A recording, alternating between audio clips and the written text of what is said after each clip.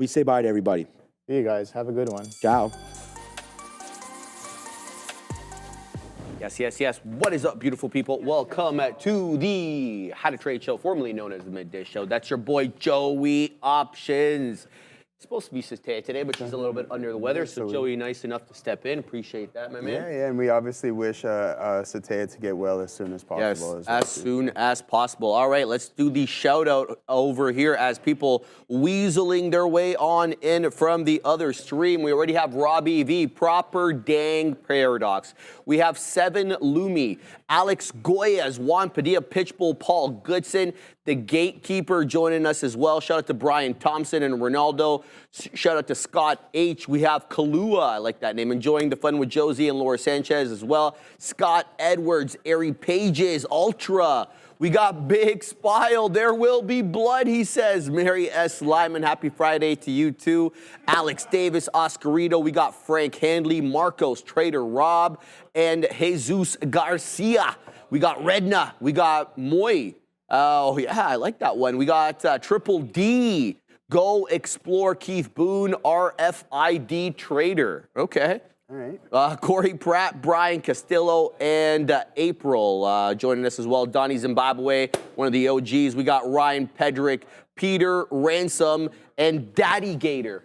I don't mind that name, Daddy Gator. I wonder if he's from Florida. Yep, I would think so, or Louisiana maybe. Or Louisiana. Hey, it's not just Florida that's got gators. It's not just Florida. Up my knowledge a little bit. Good morning, Joe. Yeah, How are you? I'm good, brother. How's everything? How's your morning been? Can't complain, you know. Everything's good. Market's down though, so taking a bit of a hit on the old long term, but that's the way she goes. Yeah, and maybe take an opportunity to add more. We get the ebbs and flows of the market too. So Can't complain about that. For guys like us, it's time to buy. Anything you want to chat about before we get into sure. the lesson du jour? Absolutely. We will look on. It looks like we'll touch on the sector performance briefly, and it looks like a complete sector rotation. We're going to go with the win play show here, guys, because we have energy in first place, up a whopping 0.5%. Ooh. Utilities in second place there, with being up a total of 0.33%, and finance, excuse me, sitting with the show up another whopping 0.25%, guys. So it seems like the market is getting a little defensive, my friend. Shout out to Corey Pratt. He said my name. My life is complete. Shout out to you, my man. Yeah. I always try to include new names, but the thing is, they're just flowing in. It's like, yeah. No, but the thing is too, like people come in based on when their stream sends them in. So I always feel like we're getting the same people coming in at around the same time, and then other people are coming in later. It really depends on when the stream's sending them in. In any event, Joe, we're going to continue our talk on moving averages. Obviously, Sataya had a lesson planned today, but we're going to freestyle. We're going to talk about moving average convergence divergence, Fabian, MACD for short. So let's get right to it and start talking about it, baby. So let's talk about understanding the basic concepts of MACD, or moving average convergence divergence. It's a technical analysis indicator, obviously. It specifically, though, measures the relationship between two exponential moving averages, EMAs, and we talked about that on Wednesday. It's composed of 2 lines. Let's talk about the first 2 lines, okay?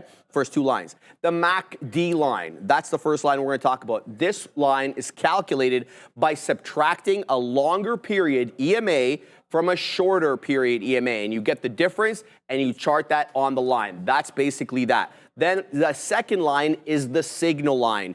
It's composed of a 9-day moving average of the MACD line. You see the derivative aspect to this, right? So that's kind of how it works. And the signal line is an exponential moving average of the MACD line, not a simple moving average. So again, we're using EMAs here, which helps the case for shorter term trading. How come?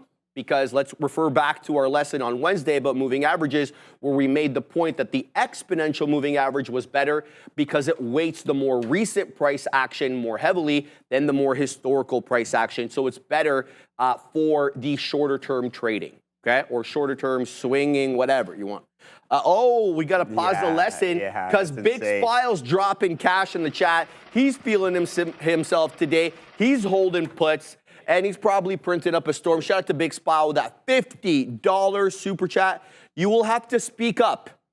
It's hard to hear you over Ric Flair. Woo! news I'm letting out. Get down. Shout out to Big Smile, man. Happy for you today. Obviously, no question about it. Always want you to print up a storm. Just, take the profits, baby. Take the profits. We had a friend in high school that we called the Nature Boy. Yeah? Oh yeah. Nate? Are you allowed to say why? Yeah. His name was, I'm not gonna say his full name, but his last name was Hoy the Nature Boy, right? Oh, I like Hoy the Nature Boy. Yeah, the Nature Boy. All right, man. Well, Nature's a classic, bro. Nature's the OG. Nature Boy, man. All right, let's move on with the lesson, Joseph. Let's talk about exactly what it looks like on the chart. So I wax poetic about what the lines are, but this is what we're looking at here. So on this particular chart, the MACD line is going to be red. There's no standard colors for these. You can call them whatever you want. And then the dotted green line over here is the signal line. And then you'll see these bars. These are histograms. This is a histogram. And essentially all it's depicting with these bars is the space, the distance between the MACD line and the signal line. When that space opens up, you see bigger bars. As the space narrows between MACD and signal, it tightens up. So it's just displaying what you already could see by gauging the distance between the MACD and the signal. It just makes it a little bit easier to look at. That's all that is, okay? You're laughing. Yeah. All right, let's talk about the MACD price action divergence, because the NOS boss, when he came over here, he was pounding the table about RSI and MACD, but not in the way that we traditionally use them, looking for these bullish and bearish crossovers. We'll get to that. But the way he likes to use it is to look for divergences between what the MACD is doing and what the price is doing. And that's what we're talking about here when we talk about MACD price action divergence. So divergence occurs when the MACD line moves in the opposite direction of the price. So what do I mean by that? There's a bullish divergence. Let's talk about that. This is a case where the price makes a new low while the MACD line makes a higher low. So sometimes we have, this is a lower low, lower low, lower low, and we're downtrending. Okay, what's the MACD doing? Uh-oh, it made a higher low. So the price and the MACD not jiving, and I'll show you what it looks like in a second. This indicates a potential bullish reversal. Price is making new lows, MACD makes a higher low, AKA bullish reversal. The opposite of that, the bearish reversal. This is when the price makes a new high, but the MACD line makes a lower high. This indicates a potential bearish reversal, and this is exactly what it looks like. Let's talk about the bullish reversal first. So the price is going along its merry way here. It's making lower lows. You'll see them compared here, area trough on the price, area trough on the MACD. Now let's compare the subsequent trough. Lower than its predecessor on the price. Not so on the MACD, makes a higher low. And then what we're looking for here is the price to actually make a new high. So that's what we're kind of looking at. Where the MACD in this particular instance, not always, but when you're looking at price action MACD divergence, it is a leading indicator. It's telling you what may be coming in the future, not what's happened in the past. So that's why people like it. The other example of this, the bearish divergence. We're moving along our merry way on the price, higher highs. However, the MACD line not putting in higher highs, you get a lower high. And look what the price does after that. Down, okay? So that's what we're looking at. This is a leading indicator when used in this fashion, not a lagging indicator. Let's talk about, though, the MACD as a signal buying tool. And this is where we're going to talk about the crossovers and using it in the traditional way. So MACD can be used to generate buy and sell signals based on crossovers between the MACD line and the signal line, okay?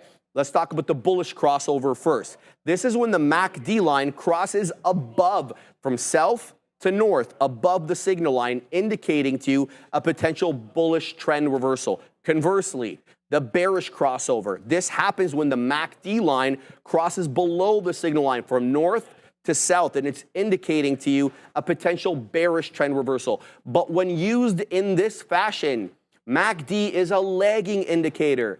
It is basing the prediction on future price action. So things that we've already seen, the line is already crossed, okay? This is kind of what we're looking at here. We're moving along our merry way to the south side on this name. It doesn't really matter what it is. And then you get the big boy crossover there. And then lo and behold, look what happens. We're making higher highs and higher lows. Bearish crossover, same thing, but in the contrapositive. You get the MACD line crossing below the signal line from north to south, and then you get lower lows and lower highs on the price action subsequent. All right? Let's talk about, though, using these two oscillators, because that's what they are, with MACD and RSI, using them together for entry signals. So the MACD and the RSI can be used together to enhance trading signals and reduce false breakouts. I know I'd like that. Let's talk about your entry signal. First, let's talk about the bullish entry signal. This is going to happen when the MACD line crosses above the signal line, just like we talked about, but then you got to keep one eye on MACD and the other one on RSI. The RSI here should be in oversold territory, aka at or below 30. So you're looking for a bullish crossover on MACD, but the RSI is still telling you that it's below 30 in that oversold. So you're looking for it to come out of the oversold territory, and by definition, for it to come out of that, price action has to move up a bit. Let's talk about the bearish entry. Same thing, but in the opposite, right? The MACD in this instance crosses below the signal line, and simultaneously, you should be looking at the RSI in an overbought reading, aka above or at 70, okay? Those are your entry signals using MACD and RSI. Let's talk about some exit signals, okay? Oh, first, let's look at this chart. So we're going along our merry way here on MACD, and then you get the crossover between MACD line and signal line, but look what the RSI did previously. It was in that overbought territory. So you got almost simultaneously MACD line crossing below signal while the RSI was dropping from below 70. So nice convergence between the two there. Now let's talk about the exit signals. First, let's talk about the bullish exit. In this particular instance, what you're looking for is the MACD line to cross below the signal line. And then simultaneously, what you're looking for is the RSI to move above 70. Bearish exit, kind of the same thing again, but in the opposite. The MACD line crosses above the signal line, and then the RSI simultaneously should be moving below 30. Okay? When is it most accurate, though? So, obviously, technical analysis has its critics and its drawbacks. So let's talk about when this kind of setup will likely lead the best results. So MACD is generally more accurate in, number one, trending markets. So the MACD tends to perform better in markets that are trending rather than in consolidative markets. But they're also good with markets that have consistent volatility. MACD can be a little bit less reliable when the market volatility is sudden or prices are spiking too aggressively every day. Keep your eye on the VIX for that. And then last but not least, longer term time frames. While MACD can be used, certainly on the shorter time frames, it often provides more reliable signals on either, the daily, the weekly, the monthly, however longer of a time frame you are charting on. And last but not least, let's talk about these data-driven insights, because we all love, quant and statistical analysis. So according to studies and historical data, MACD has shown effectiveness in, number one, identifying trend reversals. It seems to do really well with that. So it's been successful in predicting trend changes, especially when combined with other indicators, the one I just gave you right now, RSI. Secondly, the Gulnar Maradugu and Brent M. Wormsley study back in 2006, this study actually researched and analyzed the effectiveness of various technical indicators, including MACD, across different markets and time frames. They found, though, that MACD performed better in trending markets, confirming what we already said, and suggested that it was most effective when used in conjunction with other technical indicators. And then you have Cavarjet's and Otters-White study back in 2004, their study on TA, technical analysis, and the financial markets found that MACD essentially, when combined with volume-based indicators and not the Joe, could improve trading performance, especially when identifying momentum in trending markets. So keep that kind of idea in mind, and I hope everybody prints up a storm. What are you looking at, Joseph? Kalua mentioned something in the chat that I really like, and I'm glad that you pointed this out. And sorry. We're talking about gaps, and they say, hey, Joe, this looks like a gap you would play, what you talked about in the lesson, and you're not wrong. Look at this. So we're breaching to the downside after this massive gap up, which I think was after the election day. And now we're going to start to breach it, I think. So we'll not breach it, but we're holding the levels quite well right now. But if it does breach, Kalua, I would definitely look into a play on that as well, too, because the counterparty on that, the Qs, have breached it so far. So that's something that I'm looking into. I really like that. So as you can see at 500, that the downside to the gap was breached, and now we're going to partially fill that gap. I would look for something around a 40 to 50% fill of the gap, that is, and then a possibly pullback, because we do have like 5 consecutive red days so far. So, but that's a really good look, because I wasn't paying attention to the overall indices, I should say, sorry, and I'm glad that you pointed that out, because I really do like this play here. I'm not going to use this, I'm not going to make a trade based off that with options or anything, nor will I with an equity standpoint, but that's a good look there. So, I mean, it's a little too expensive for my wheelhouse. I don't want to tie up that much capital for the size that I would want to go with that, but I'm glad that you pointed that out, because this can maybe explain why we're a little bit bearish on the overall session here. So yeah, I really like that you pointed that out. As of right now, I'm still in some Palantir here. I don't know why it's not up on the boards, because maybe I entered it a little bit earlier before the session started, but we're still holding on to this position. We don't have much left, but as you can see, guys, strike one here, and then I wanted to get in a little bit more, so closer to the price, but I was doing something, but then again, I was like, I need to get in on this wick, on this failed break of the low here, and then this consolidation. Because guys, I've been talking about this pattern for a long time with Tesla and with Google, and now you can see it from an intraday standpoint. We have a consolidative phase here, some accumulation, a liquidity grab, and then boom, we have another short consolidation, and then that's when the news comes in coincidentally, and then boom, you just get that massive move up there. So yeah, I like that look there on Palantir. And I was fortunate enough to get that catalyst to step in, and I guess I don't know why the market took so long to take it the way it did. But again, we got in at the right time, and we like this trade, so we're going to hold on to it for a little bit longer there, Sharif, and see what's going on with that. Because, I mean, I was just looking at some of the stocks. The overall tech sector is weak, so I'm like, I don't want to look at these things if they're all weak. NVDA is trading lower. The Meg 7 are majority of them are trading lower. So I'm like, hey, let me find something that's hot. And that's our good buddy Alex Karp and the Palantir boys. So yeah, that was my look on Palantir, Sharif. And I mentioned a little bit of sector rotation going on because we have the tech sector doing not so good. I think they're in last place at the moment. And then we're getting a little bit more defensive. Yeah, they're down 1.7% on the session. And then you have healthcare in second last, and then the communication sector in third last. But again, it looks like a little sector rotation here. Utilities popping up now 1% on the session, with finance at 0.5, and then real estate coming in third place with the show over there. So we'll maybe look at some XLRE or something along those lines. But I'm going to take a gander while we send it off to Sharif there. Yes, sir. On JPM, our good buddy Jeremy, as you like to call him. I love that. It was a mistake. It was a slip one time, and we just kind of went with it. All right, guys. I'm short the dead one here. AAPL. I'm taking it short at 225. Looking for a 20-period bump and drop. Right now, 20-period exponential moving average on the 5-minute.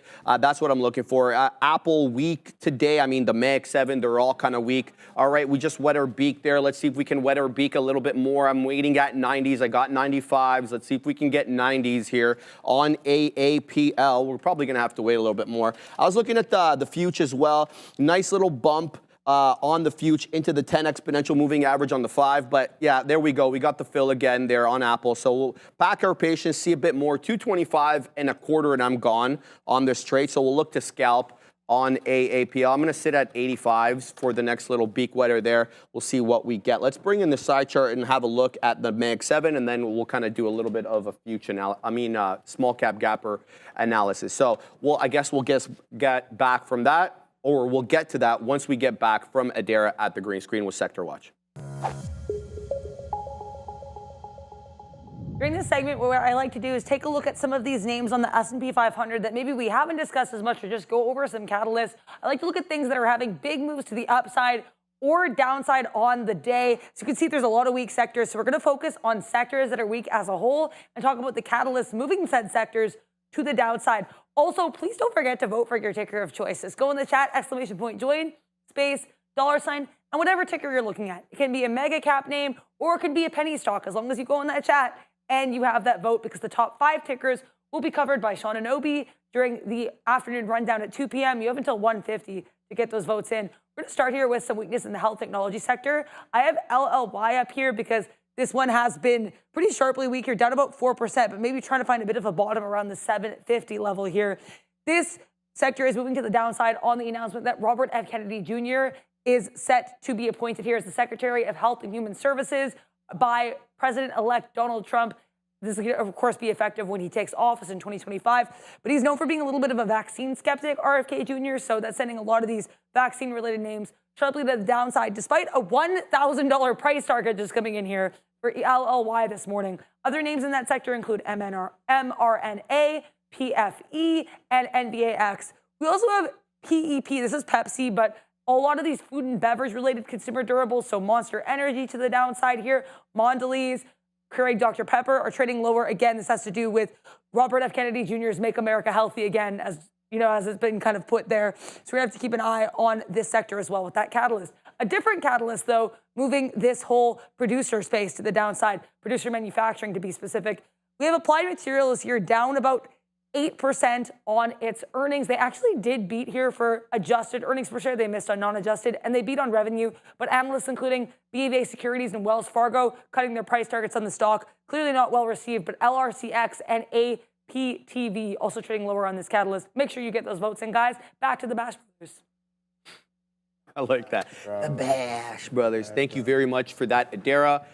Sound analysis. Yeah, man, look. Politics aside, Joseph, facts are facts. RFK, if he gets confirmed, is going to be the health secretary.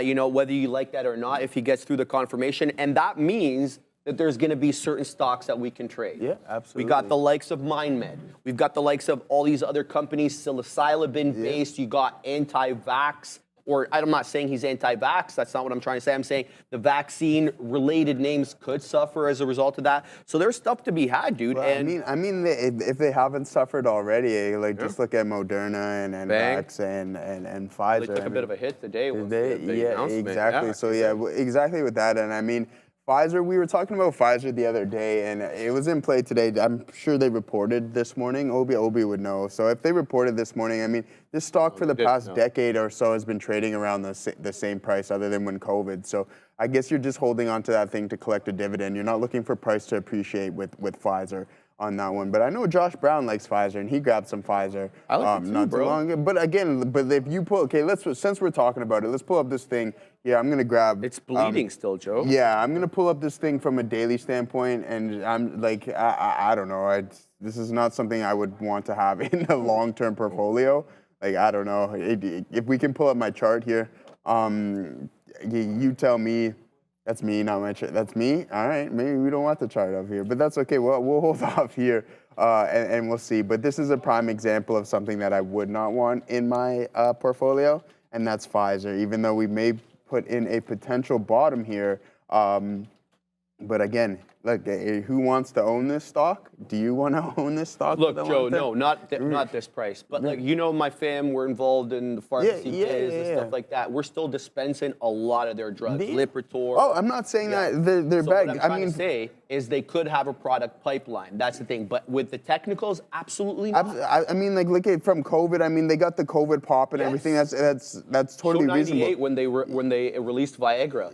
Okay, and you mentioned this before. It takes a while for these drugs to get released, but if you have a really high demand drug like the Ozempics and stuff like that, then you're going to see the price appreciate. But it takes a long time for these companies to go through the process to get them approved, right? So just be wary. Like this is pre-COVID, and then you get the COVID run or whatever it is, which is fantastic. But then we revert right back to the mean, as Obi would like to say, and even less. But again, you can own this stock if they issue a dividend. But other than that, you don't want to be holding on to this thing from those all-time highs going all the way down to where it's currently at, because you now just lost a significant amount of money. It's down about 50% from its all-time highs. So in order for it, even more than that, so in order for it to get back, it needs to gain another 100%. It's going to need a really slapper of a drug for it to come out and then continue to trade higher. But I don't even know if they issue a dividend, but that's something maybe just because price is so stable and it doesn't increase or decrease drastic amounts, then maybe you would want to hold that for a dividend play. But again, I think there's other things that you can definitely look to get in, like all those Ozempic plays and stuff like that. So I mean, hey, that's just me. I know you're in the business as well too, right? Bro, so, you're speaking absolute sense there, man. I mean, like, we can't wish they're going to have a product. The only thing on the back burner, I should probably mention is they got a GLP-1 weight loss drug that's going to be oral. It's going to be okay, so it's different from the injection, what everybody else is. People hate the injection, but they're still using them because it's effective, right? Yeah. So we'll have to wait and see. A lot of the issue with that is just metabolizing the liver. It's effective. I just don't know what the long-term effects are going to be of all that Ozempic stuff, because they can't say there's no counter to that. Anyways, all right, off to Adair, guys. Cineverse getting a volume spike here. CNVS. This one is a small cap. We're talking a market cap of around $55 million as of this most recent pop to the upside. Float of 11.8 million shares, 2.9% of which are sold short. This is one of actually quite a few small cap earnings names in play today. Cineverse here reporting a smaller than expected loss per share. They also beat here on sales, and Benchmark maintaining here a speculative buy rating on the stock, raising the price target by $1. Wanted to point this one out because I was getting some volume spike notifications here. And as you can see, we're currently making our largest volume candle of the day on the 15-minute chart, guys. If these are any other stocks, something you want to vote for, just get in the chat, !join, space, $, and your ticker of choice. Also, just a reminder, we will have Peter Schiff coming through to have a segment at 12 p.m. Yeah, Joseph and I talking about Apple. So I got out of the remaining amount. I had half left. Got out flat right at 225. Was making higher highs and higher lows. That ain't the look. But Joseph was telling me, he's like, yo, bro, I thought you were going to get long there. It's a breakout. If it's not a short and it's not consolidative, then what is it? It's a long, at least in the VWAP. We'll see. VWAP on my chart over here, Joseph, it's a little bit above 225.5. So at least 25 pennies, if not a little bit more, from where we're currently trading in the future. Also catching a bit of a bid too. Trying to weasel its way back into 20,600. The bleeding, at least for the moment, has stopped. We're in a 4-candle formation, but it looks like a short the pop type of situation today. Blood in the streets, big smile celebrating the shorts, rejoicing from Papa Powell's commentary yesterday that they're not going to be quick to cut rates.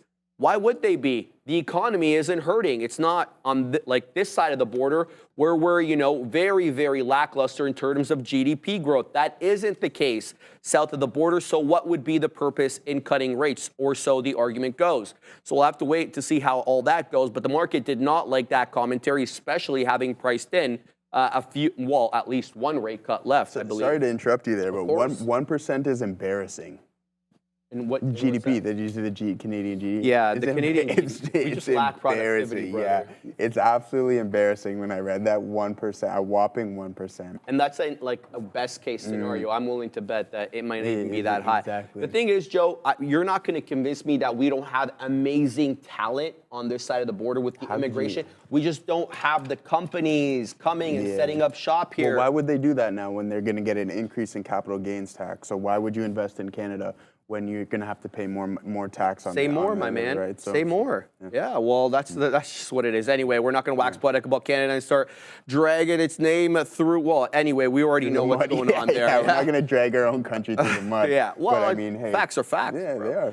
Let's talk about some small cap gappers. We haven't said much about those. I'm already weaseled into one here, LABD, VWAP hold. I like it. I'll talk about that in a second. But the one that's really catching my attention, DXYZ. Two bull flag breakouts here. The initial one right at 9:30, right at the open, move up, consolidate for about a period of 20 minutes, and then boom, we pop up from $30 into like $34.50. Nice $4.50 move there in 15 minutes, and then we consolidate again, respecting this time the 10 exponential moving average to the T. Not even a wick breach that 10 exponential, and there you go, boom, taking out the top there at 34.50, on its way to 35.60 now. DXYZ, not a new one. We've had plenty of trading experience with this one. It's up 23.5%, but in case you have not been with us as of late, let me give you some information on it. It's a lot more expensive now than it was before. $386 million market cap now, with about 3.7 million shares traded on the day.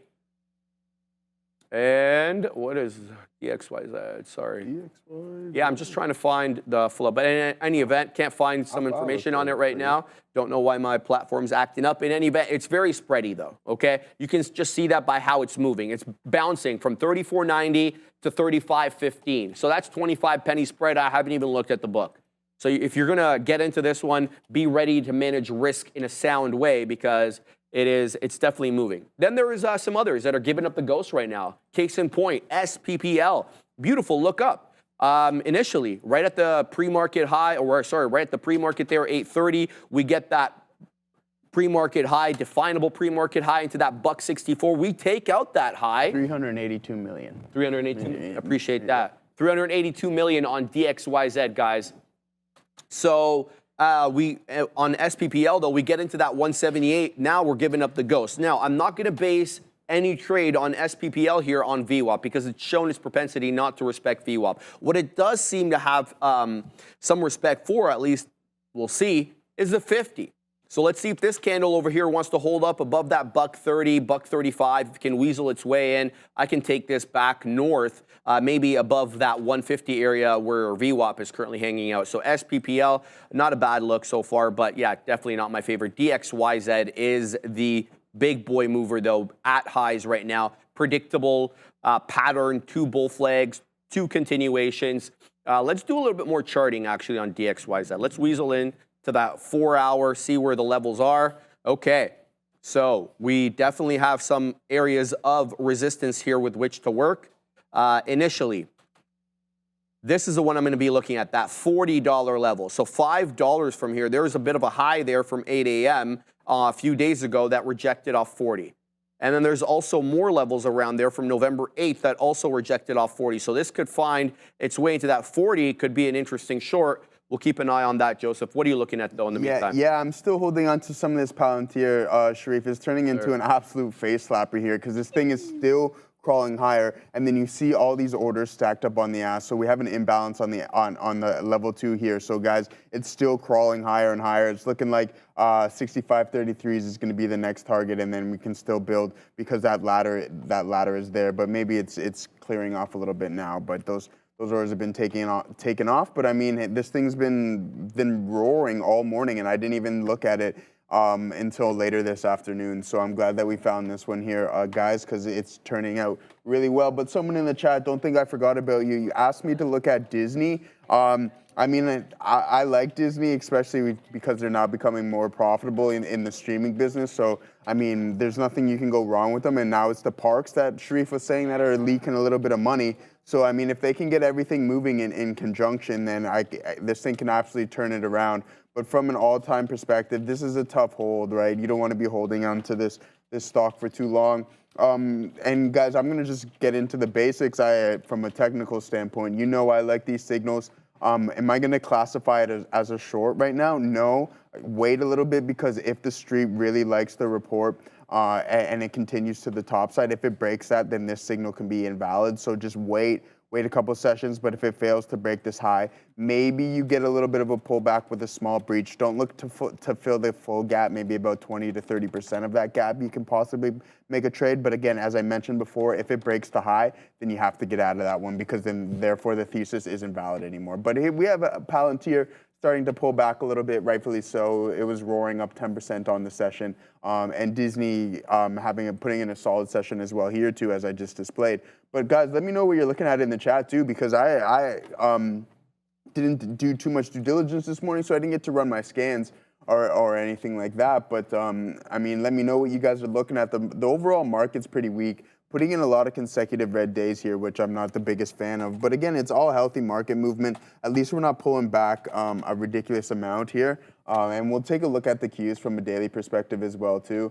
As I mentioned before, they are now breaching this gap to the downside, but we had this little bit of consolidation here, and it seems a little bit toppy, right? And that's totally fine within the market. But from a volume by time profile, we're not doing overly horrible. So let's let this pull back in.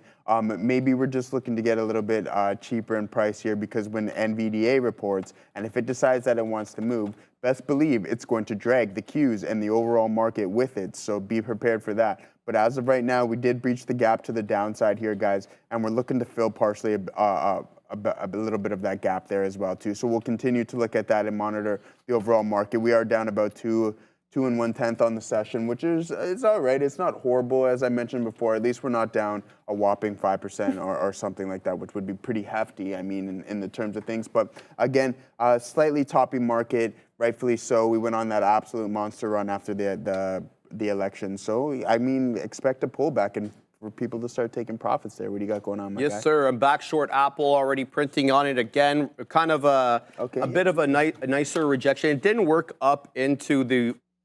What did I do there, bro? I added to it. Oh, my goodness. That's all right. Hold it. Yeah. I think you're good here because it rejected VWAP. I couldn't even breach VWAP there, so I think you can get a little bit of a move there, and the overall market is... And the market, the market did that kind of little bump up and then coming right back down, Joe, into that 50-point area. We'll see. Yeah, so I think you get the break of the low a day on the overall market there, too, so I think that'll drag down. We'll see. Hopefully we'll bleed a little bit more. Big Spy will start really dancing. Maybe we'll even see we'll even see something unique from him. Anyway, I will mention that. 690 I'm waiting at here on LABD, Fabian. That 690 area is going to be my first beak wetting area. If we ascend there, I'm long 84s. We've been bouncing with 89s. Looks like there's a bit of a seller at 90, 95s. I'd like to de-risk a little bit before 11. Or sorry, 11. Calm down, bro. 7 on LABD. It's not the biggest mover, nor is it nor is it the more volatile name anyway.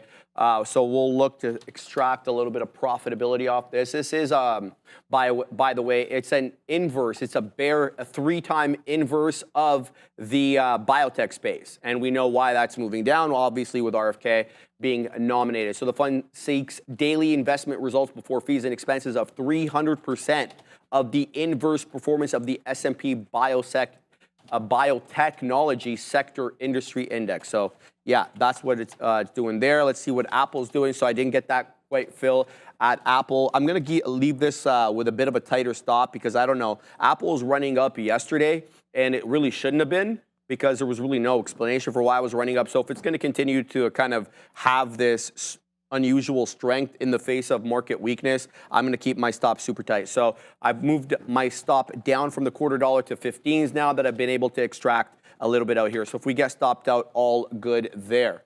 What else we got going on? Let's have a look at Palantir. That was a very strong one earlier. So we're not that far off day's highs. We did give up the ghost at 65, back down into 64 2/3, but we're making higher lows here on PLTR, up almost 10%, 9.5% over here. So we'll see if we can take out the highs. This is an interesting area here on PLTR because it is a nice little retracement on the one, but still making higher lows, not breaching that $64 area. So we'll talk about that and more when we get back from the big desk with Adara.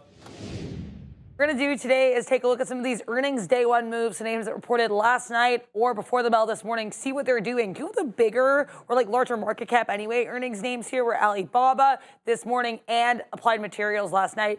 We kind of talked about those though, so I want to talk about some of the ones we haven't discussed, including OKLO. This is Oklo. This name is actually, this company's backed by Sam Altman. Look at this bottoming tail candle we have here on the 3-minute chart around 11:30, trying to push back up, but down about 23% in the day. The only earnings number I was able to find from this company, either on Benzinga or on their report, was a gap loss of 8 cents per share. That was in line with analyst estimates as far as I can tell.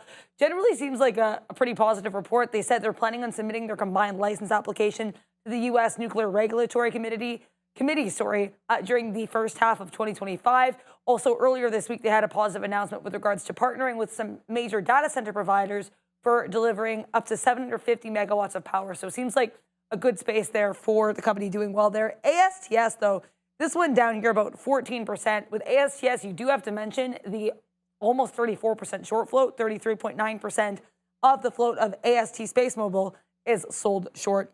They missed here in earnings per share, pretty hefty earnings per share miss. They missed on sales, but actually getting some positive analyst notes here. UBS maintaining a buy and raising its price target slightly. The company also announced they're making apparently some progress towards establishing the first space-based cellular broadband network. So not all bad, I guess, for ASTS.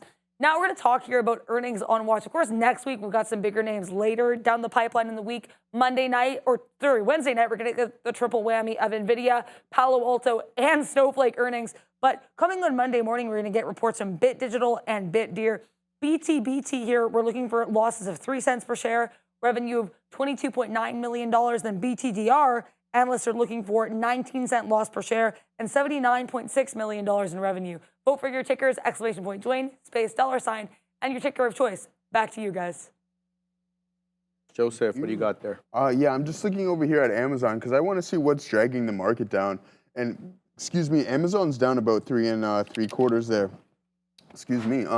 But yeah, again, this is totally justifiable. The market's been highly extended. We did make some all-time highs there on Amazon, and now we're starting to pull back. We got a gap here, guys, so you know what I'm going to probably do with that one there. So I like that. So we'll get that marked up real quick for you guys later, because when we go to breach it for the top side, guess who's going to play it? Your boy is. I am, because you know why? Because Amazon is a hot stock. And it's a 4-point move. That's all I need. That's the trade. That is the trade right there that I'm going to be looking for in the near future when it does breach it. So whoever mentioned in the chat before about the gaps, well, thank you. Now I'm looking at Amazon, and I just pointed out another one that we had to the downside. So that's one thing that I'm looking at. And then someone else also mentioned the VIX today. I mean, we had those big gap downs after the election, but now we got a big spike in the VIX as it held that 14 level-ish, 1363s, and now the big spike in the VIX sitting at around 16 bucks, and that tends to happen when the market goes to the south side, right? So expect volatility to pick up, especially when we are on the decline, because it becomes more volatile. And if you go back in history, you'll be able to notice that as well too, because post-COVID, when we were in that year or so bear market, you could see the VIX was at all-time highs, and we're hitting all-time highs in those areas because the volatility was just through the roof. And that's exactly what you want as a price action trader or an intraday trader. But it's also nice when the VIX cools down, because that can also indicate that we're going to go for a potential trend to the top side. And then you get those consecutive days over and over again of consistent trending, opposed to when the volatility is high and you get one up day, one down day, one up day, one massive down day, and etc. So just keep in mind, go back and look at the history of the VIX, and you'll see those spikes, because then you'll see that Black Monday that we had not too long ago when the VIX just absolutely spiked to the top side. So yeah, I'm glad you pointed out the VIX, because it's always good to keep an eye on the fear index, I think, there. But what do you got going on there, my friend? I'm looking at Big Spile here. He's challenging me. So I'm gonna take up the challenge. Go. He's like, yo, use your new skill. And then he wrote a Mandarin word, like I'm not gonna know what it is, Joseph. All right. So shu is shushia. Shushia means to study. So let me drop a little bit of Mandarin here, since I've been warming up since July. So 我喜欢书写课 means I like to study. Big Spile. 我不喜欢书写课 means, or 书写 not 书写课 means, hold on. No. Oh man, 书写课 is math class. No, that's not right. It's hold on, it's coming to me. Study is It's coming to me. It's coming to me. Oh boy, yeah, I'm blanking out over here. It's not Shushia. It is. No man. Anyway, it'll come back. To me you just got to go on Duo quick. Find what it is. No. Bun Duo. I got this. It's gonna come to me. Right. It's not Shushia. It's man. It's oh, that sucks. Damn, no. Anyway. This is where Wayner steps in there. Yeah, I know. And the thing is, I'm always going to his desk, and I'm like, hey, Wayne, this, that, and the other, right? Yeah. So he's like, hey, man, your accent's improving a little bit. I actually understand what you're saying. But. So why, let me ask you this, why Mandarin? Well, I mean, you don't really need to. It's not that it matters, but I'm just curious. Like, out of all languages, just why Mandarin? It's an interesting country, man. Like big moves on the way up right now. So I'd like to be able to participate. Okay, all right. So, speak with the investors over there. All right. Oh, man, I'm blanking, Joseph. All right. Anyway, getting short on the future right now. Everything bleeding to the downside, baby. We got Nvidia making new lows. We got Microsoft making new lows. Amazon's making new lows.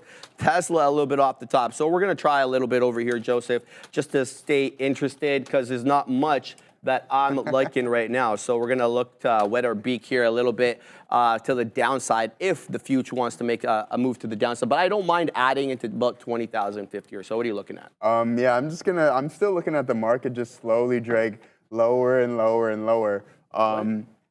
So I'm going to continue to look at some things. Is that what you want to and ask? I don't know what's on for really our in play. It is Friday, and Fridays tend to be a little bit more quiet, and expect that even though we are down about 1.15% on the session on the SPY, and the Q is down about 2 1/10, as I previously stated before.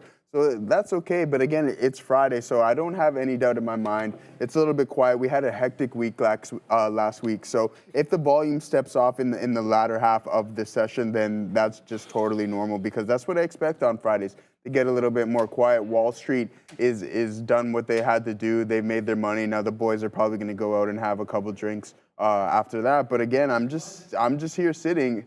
Did you say towers, Obi? Did you say towers is the real thing? Did you say towers? No, but here, the boys are absolutely buzzing. Listen, no, hear me out though. So when I mentioned that my dad was calling me the other day, he's like, Joseph, I have some Raptors tickets for tonight. So your boy is going to the Raptors game. And yeah, I guess Taylor Swift will not be in the Scotiabank Arena, because your boy will be watching the Raps play. So I mean, I seen the Swifties taking the train home. They're coming in. They're coming in faster. Pardon me? Oh no, there's no chance. No, there's no way you would catch me at a. I'm not a concert guy. I've been to one concert in my life. Yeah. Wiz Khalifa when I was probably about 18. So this is like not a concert guy. I was never a concert guy. Neither am I. Yeah. Well, I could just listen to the music and just have fun. We can rock out over at my place. We can have fun. We can dance to the music. We can sing together.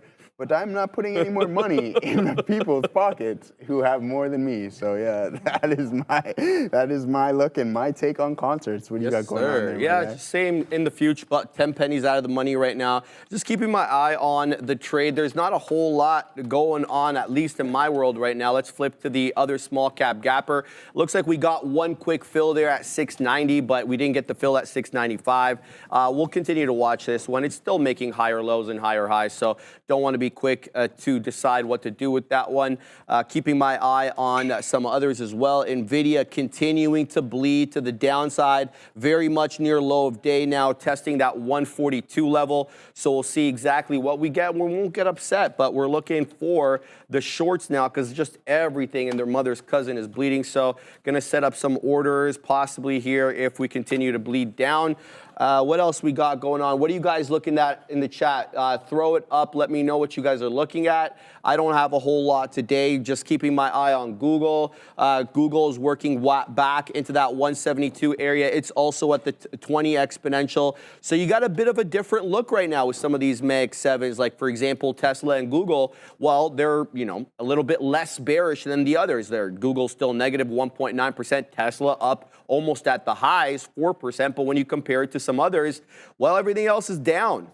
NVIDIA near the lows, Amazon at the lows, Meta very much near them, Microsoft making them. So it's just Tesla and Google really kind of keeping this market, I guess, a little bit more afloat than it would have been had they not been green, or not, Google's not green, or Tesla not green on the day. But we've set up some beak wetters here for the TQQQs. Let's see if we can continue to make lows. Rob EV's talking about coin. He says MSTR and coin. Let's have a look at both those bad boys. We'll bring in the side chart over here and have a look at those. Let's start with MSTR, see what it's up to. All right.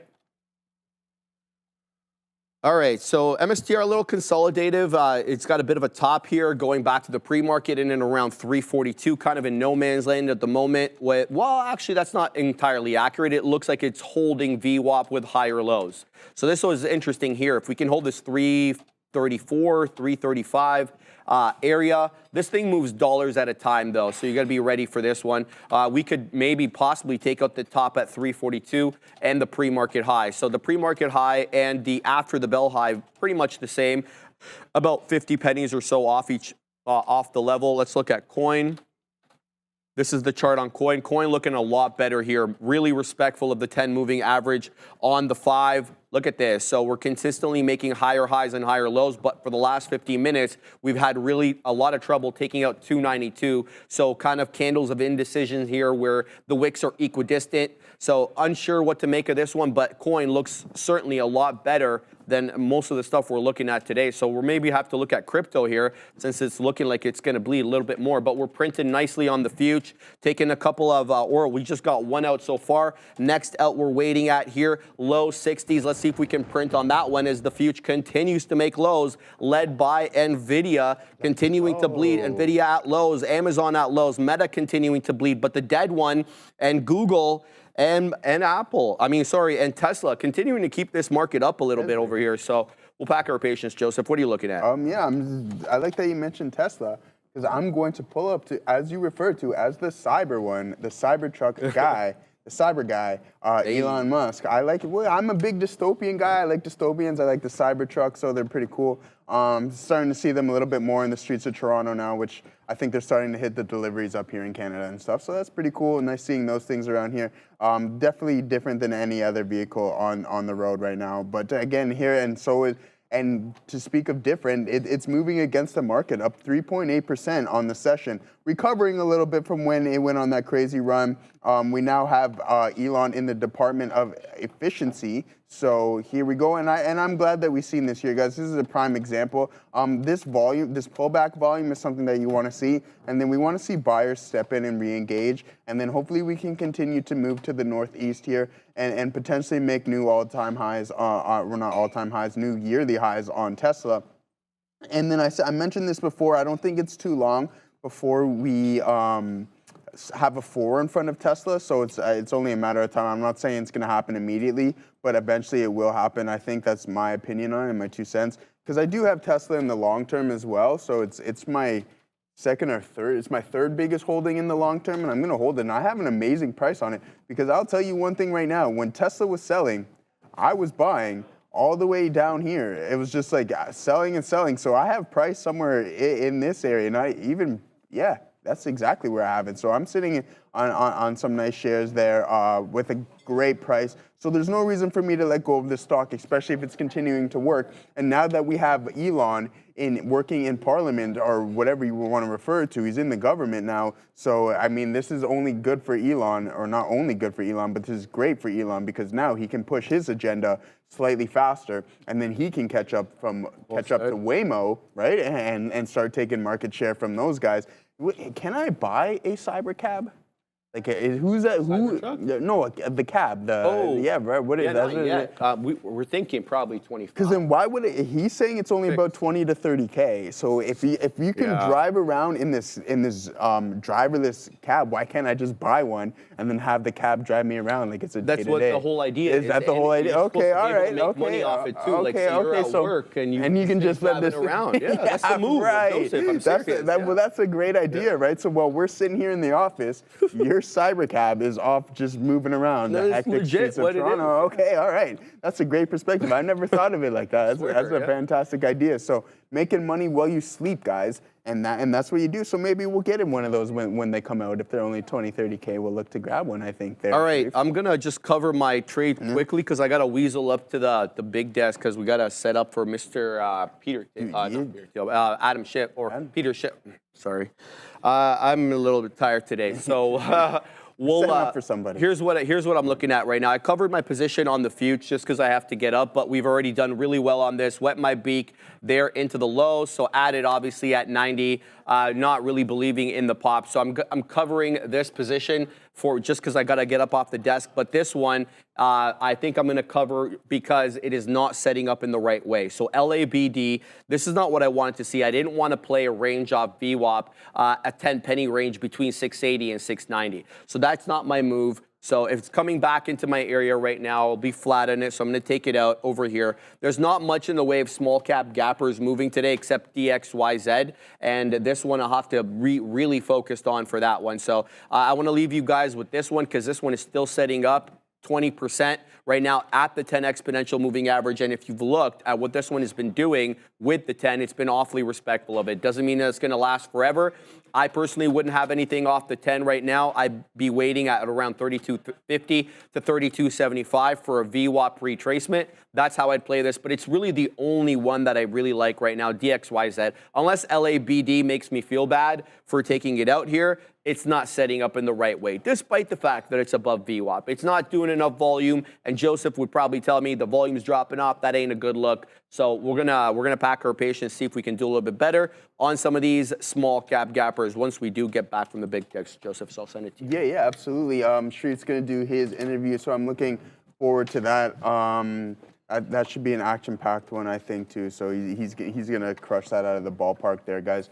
So we're just keeping our eye on. We're gonna see what crypto is up to, and I like this because I'm gonna add a little bit more to my IBIT position, I believe here as well too. So let's keep in mind that we went on this monster run after we broke all-time highs. We're now kind of consolidating in this range here, which I really like to see. We have, as you can see, we have a definitive bottom around 86,000, and then we're holding these tops around 90,000. So if we can continue to chop around in this zone without breaking significantly lower, we can classify this as somewhat as an ABCD pattern, right? So we have A, B with the consolidation C, and then we're gonna look for that second bar to open up above this range for that D placement, and then we can continue. And I think that we do make that push to 100K, especially if this pattern does play out. So again, I'm looking to add. I think I added a little bit this morning as well too in the 87s. So I'm happy about that. Nothing crazy, just another 5% to the position.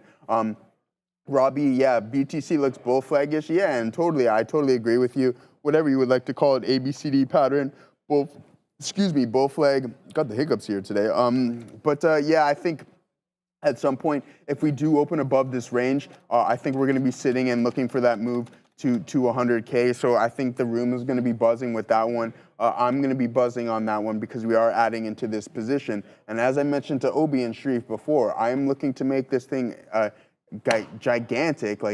So I don't even know another word bigger. It's just absolutely massive, because I do have a lot of belief in it, and I do think we do push these price targets that some of these analysts have in mind, because if things do get out of hand and people start getting squeezed out short, we don't know what the new price discovery can turn out to, right?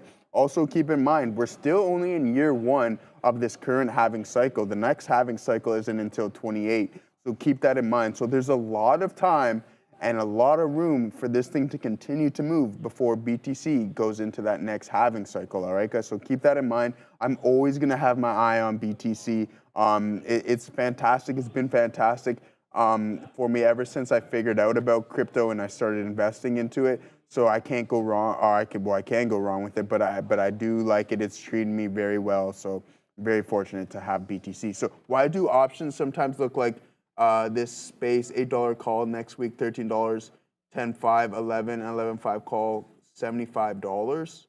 Why do options sometimes look like this? SPCE, $8 calls next week, 13. Okay. I'm assuming you mean by like the following week out. They're more expensive because they have more time to work. So as you go farther out to excuse me, into expiration, then they're going to cost more, all right? So, and 11.75 costs $75. Yeah, I mean, the farther you go out in expiration, the more that they're going to cost. So you're not going to be able to pay the same price for every call the further it expires out, right? So that'd be really nice if that was the case.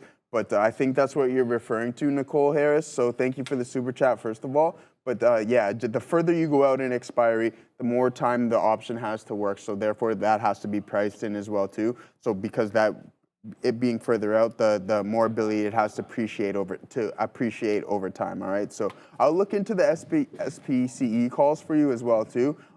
Shortly when I have a minute after Sharif's interview. But yeah, I think that's what you mean too. I won't forget about you, Nicole. And if I do, just make sure you put it back in the chat. But you're in the back of my mind now, so I won't forget about you. So I appreciate that for the $5 super chat. At some point in the near future, there's going to be a power race between countries for BTC. If it hasn't, Rob EB, if it hasn't already started, from a regulatory standpoint, you can say that America was lagging some of the European and Asian countries.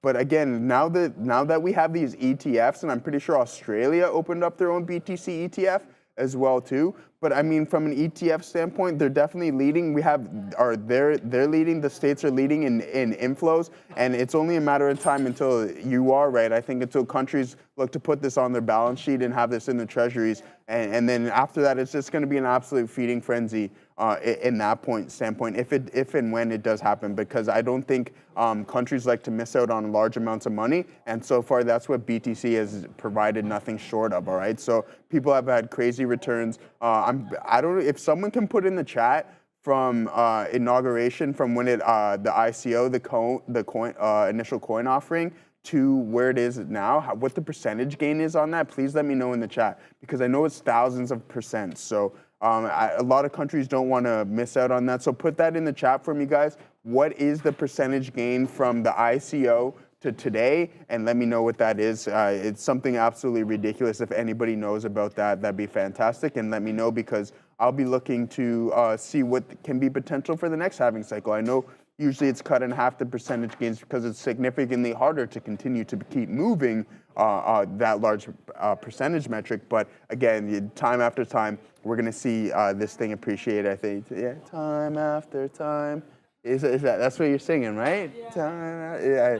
That's I think I got that from Napoleon Dynamite, one of my favorite movies of all time. So Amazon down here for some calls, looking to hold till power hour. 205 calls for 205 could absolutely print those 205s if you're looking to buy that far out of the money. We got some extrinsic value you're looking to play there. You're going to need this market to bounce. As of right now, Scotty, hopefully I can call you that, Scott Edwards, I'm not going to say you're wrong, but just the way this market is looking, I'm not liking it for a massive rebound. We are down to 0.3% on the session as of right now, and SPY 1.3. But I'm not saying it can't happen. But if you have these mags, sevens kind of just working against each other, one's kind of trading higher, and then some are selling, eventually they'll probably all just capitulate to the same direction. And as of right now, it looks like to the downside in that front. So keep that in mind. Apple looking to make some new lows. It rejected VWAP almost to the penny at 222.5.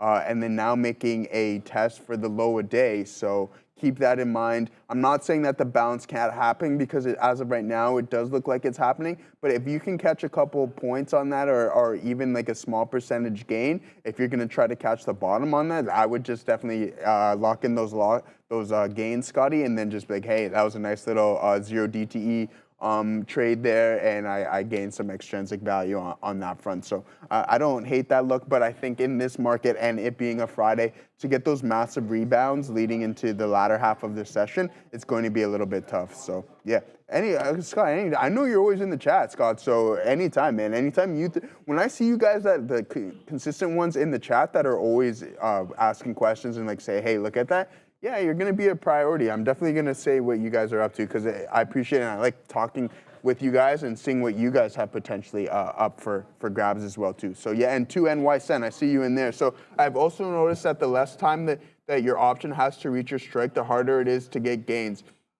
When you are down on your option, even if it moves $1, but now down 5, that's bad. But I noticed that the less time that your option has to reach your strike. Yeah, that's what happens when you buy out of the money options, right? Because you're only extrinsically valuable. You have no in the money, or you have no intrinsic value. So again, if it's taking a long time for that option to go and hit your out the money strike, really what it's doing is just chewing up that time value. Theta is chewing up the value of that contract because it has no in the money value. No one's going to exercise their option.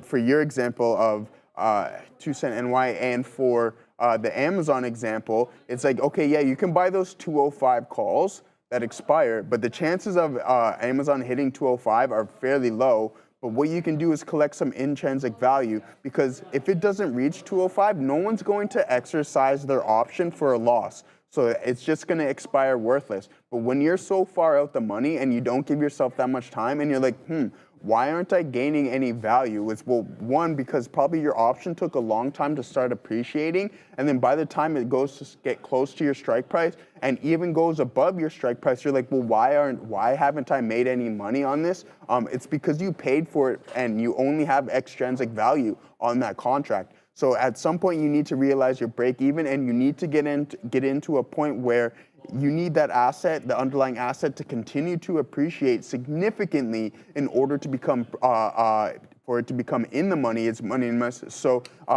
yeah, so that's the case, guys. We'll talk a little bit of more options because I like pointing that out, but we're gonna send it off to Sharif with his interview. All right, guys, we got Peter Schiff, Chief Economist and Global Strategist at Euro Pacific Asset Management. Peter, thank you for being on. Oh, thanks for having me on, guys. So a lot's happened lately. I'm sure you've obviously noticed we got an election, gold's made all-time highs, Bitcoin made all-time highs. A lot has been moving in this economy. So I want to congratulate you first on your call on gold. Does it continue to go up from here? Well, it will, but since the election, it's gone in the other direction. It's been all Bitcoin. Bitcoin has got above 90,000. Well, gold has pulled back below 2,600. So, we almost got to 2,800 before the election. And I think that had Harris won, gold would be quite a bit higher. Bitcoin would be a hell of a lot lower had Harris won. But, I always believed that Trump was going to win because I knew the economy was much worse than everybody was claiming. And it would be the economy that was going to define the election. And you look at the exit polls, and that was it. It was the economy, it's inflation, and people wanted a change. Unfortunately, they're not going to get a change in that respect. The economy is going to get worse. Inflation is going to get stronger. So the voters aren't going to get what they had hoped for. But right now, traders are on this Trump train, and so any stocks that are perceived to benefit from lower regulations, we may get some reduction in regulation.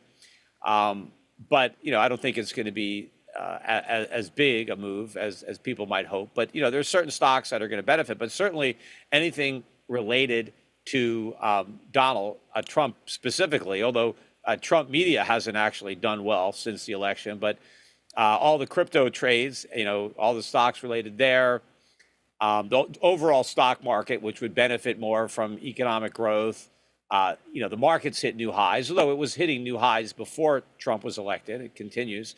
Certain trades, people are betting on the reprivatization of Fannie Mae and Freddie Mac. I mean, ultimately, I don't think it happens, but it may. But in the meantime, a lot of people are going to want to bet that it will. So a lot of stuff, that it's just betting on what's going to happen with Trump. But, the bond market has been selling off. The dollar's been rising. And that's on the belief that we're going to have this strong economy under Trump, and there's going to be a little bit more inflation and higher interest rates, and supposedly that's good for the dollar and bad for gold. But I think the markets have it wrong. Trump inherited a weak economy. That's why he's president. It's going to get weaker. The rising interest rates are going to accelerate the weakness in the economy. They're going to keep rising. And then when we cut taxes, they're going to rise even more. And so, yes, you'll have this stimulus from the tax cuts, but you're going to have a sedative from the larger deficits that they help produce and the rising interest rates that are a consequence of that. I think ultimately the Fed is going to step up to try to stop the carnage in the bond market, and they're going to go back to QE in a big way. The markets aren't positioned for this. So I think this is a great buying opportunity in gold because, I think gold's going to rise with inflation. And I think, people should be selling into the dollar strength because ultimately inflation that gets worse and the Fed can't fight is not good for the dollar. I mean, it's by definition, it's destroying the dollar. Okay, so I know you're a big advocate of getting the federal balance sheet under control. Too much spending, too much debt, especially very recently. But there is a bit of, let me put this to you. Is there a difference between tax cuts and new spending in the sense that does a tax cut help with productivity, whereas new spending is just inherently inflationary in one direction?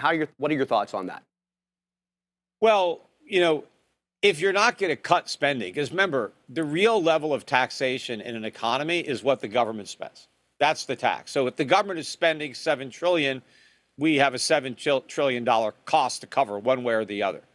And so if they don't collect it in an income tax or a tariff or something like that, then they're going to borrow the money and we're going to have higher interest rates and more inflation. So we're going to pay for government by paying higher prices. Now, if you cut taxes in a way that stimulates investment, so I lower taxes and the money that would have been spent by the government is now invested in the private sector and growing the economy. I don't mean spent, but plant and equipment, things like that, that will make us more productive.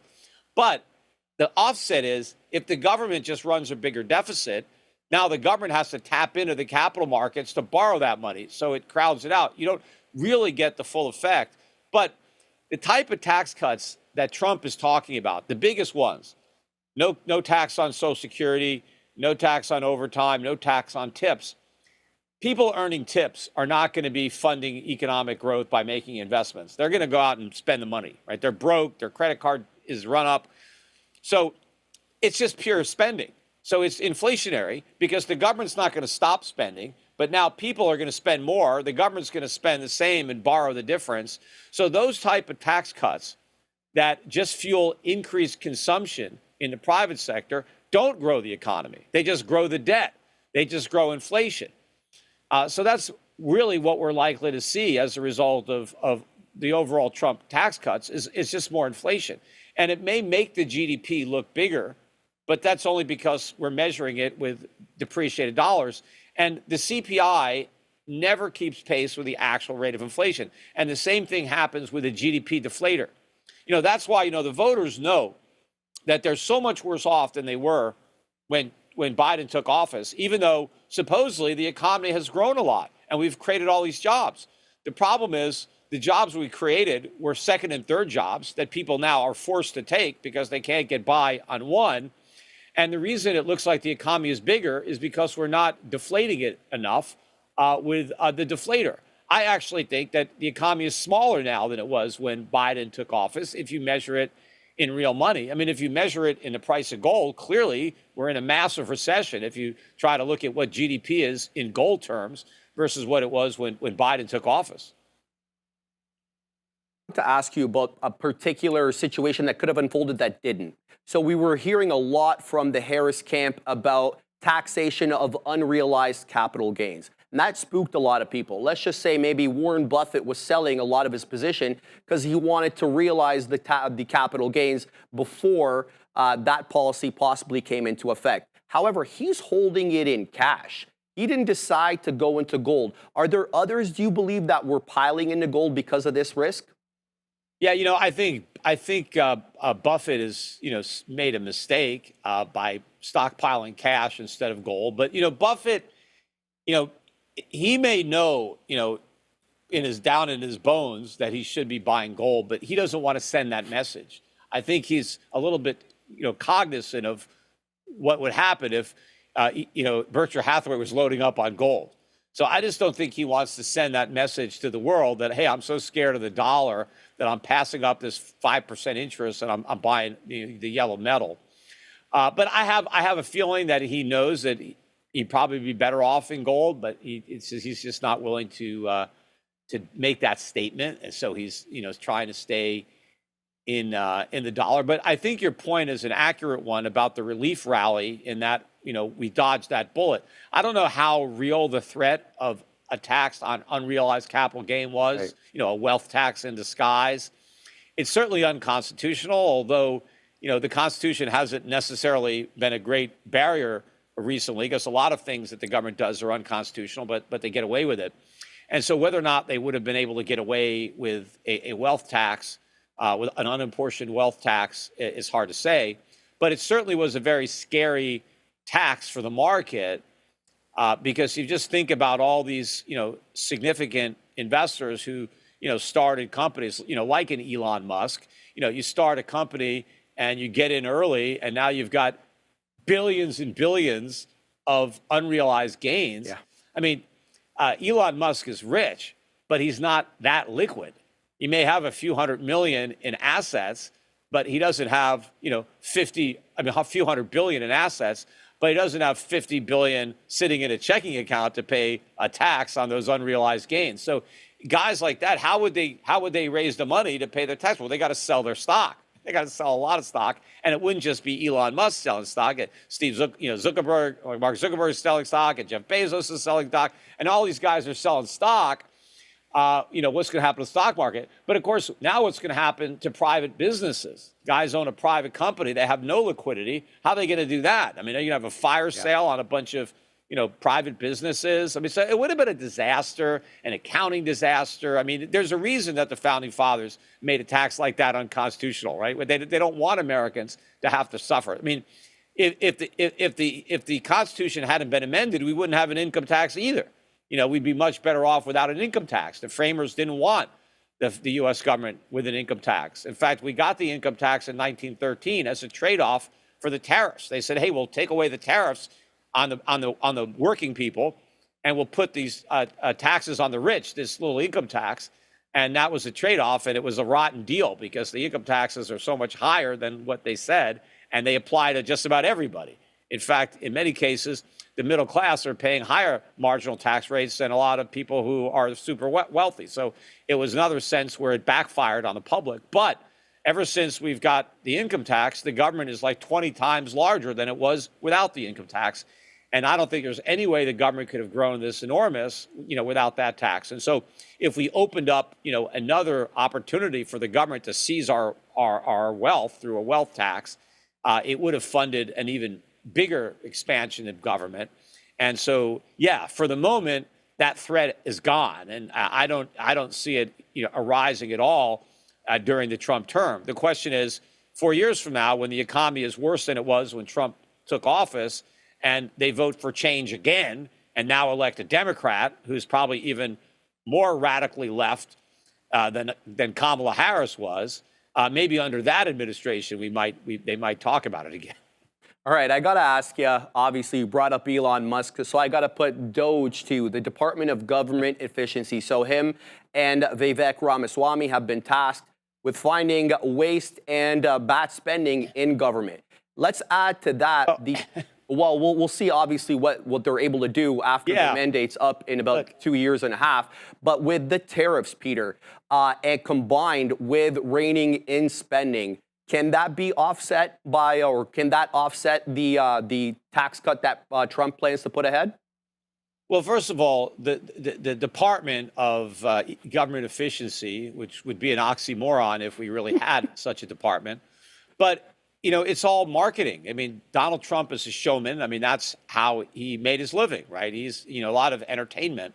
There is no Department of Government Efficiency. It's not a government department. Elon Musk is not in the president's cabinet. He's not, he's not the secretary of that department. It's a think tank. It exists completely outside of government. All it does is make recommendations of ways to cut government spending. We already have dozens of private organizations that are doing this. In fact, one of the things that Donald Trump ran away from on the campaign trail was this 2025 plan that was put out. What was it, Cato or Heritage? And it was a long blueprint of all the things that you can cut in government. And Donald Trump was like, no, I want nothing to do with that. No, I've never even seen that, right? Because he was afraid to embrace that because they wanted to attack him for all the programs he wanted to cut, right? So he's like, no, I got nothing to do with that plan. I mean, so what Elon Musk is going to propose is no different than what's already been proposed, right? I mean, you can find all kinds of ways to say, hey, we don't need this, we don't need this. But at the end of the day, none of it happens because nothing can be cut unless Congress votes to cut it, and they're not going to do it. First of all, almost half the Congress, even though the Republicans have the Senate, almost half the Congress are Democrats. To a man and woman, they will vote against any of that. So now you're going to need almost unanimous support from the Republicans, 98%. There's no way. Half the Republicans are rhinos, so you're never going to get it. You're not going to get 60 votes in the Senate. So nothing really is going to get cut. As far as firing government workers, good luck. I mean, the civil servant union is like the strongest union. You get a job in government, you're there for life. It's almost impossible to fire these guys, even for cause.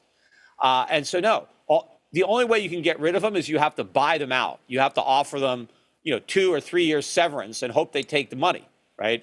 But that's a big cost in the short run. It will take years for that investment to pay off. You can just not hire anybody and kind of let the workforce shrink a bit by attrition. But that cost savings is so small compared to the revenue that's going to be lost through the tax cuts, not just the new tax cuts, but the extension of the old Trump tax cuts and the expansion of those cuts, because now he wants to bring the full SALT deduction back and he wants to lower the corporate rate even further. So we're going to have bigger deficits in Trump's second term. Biden, I just mentioned earlier today, the national debt just took out $36 trillion for the first time today. So Biden has now added, I think, $8.2 trillion to the debt in less than 4 years. So that broke Trump's record, which was $7.8 trillion. He had the record until Biden.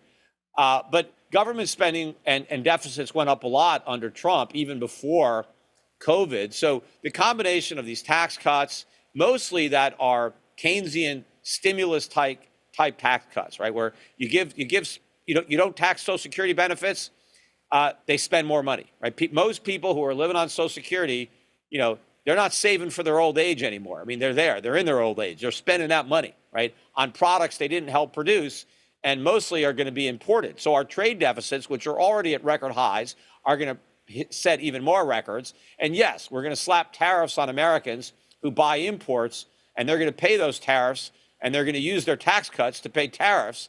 But the net effect of all the tax hikes and tax cuts, I think, is a bigger deficit and higher inflation. All right, let's talk about those tariffs, because I think they're important. Now, you've been out of the American market. You felt that, the American stock market was overpriced. You've been focusing really on the international markets. Does tariffs, or the imposition of tariffs, does that hurt American companies? Is it now time to look abroad? Well, ever since Trump won, the U.S. stocks have gone way up and the foreign markets have gone down, especially if you price them in U.S. dollars, because we've had, a strong dollar. But if you understand tariffs, and obviously Trump doesn't understand tariffs, right? And he must be being advised by people who don't understand tariffs or who are just don't want to level with him. But tariffs always hurt the most the nation that imposes them, right? Because what you're doing is you're driving up prices on, imported goods. And so Americans now have to pay higher prices to consume those goods, or they don't consume them at all because they can't afford them. With less competition coming in from abroad, U.S. companies can raise their prices higher than they otherwise would have been. And so the Americans suffer because before the tariffs, they were benefiting from trade. They were benefiting from comparative advantage. I mean, if I could buy something cheaper from China, well, I'm going to buy it. And if the government says, no, you can't, well, now I have to pay more money for it from somebody else, or I can't buy it at all because I can't afford it anymore. We don't even make it here. So, yes, there are going to be some foreign companies that are hurt, companies that are going to sell fewer products to the U.S., they'll be hurt. Now, what are they going to do with those products? They're going to sell them to other customers in other countries for maybe a little bit less money than they were going to get selling them to Americans. But that's a huge benefit for those consumers in those other countries who now get a good deal. They don't have to compete with Americans anymore because we're out of the market. So you're going to have winners from our tariffs, but they're outside the United States. They're not inside the United States. We lose. It's like you're shooting yourself in the foot with the tariffs. Trump put tariffs on, heavy tariffs, during his first term.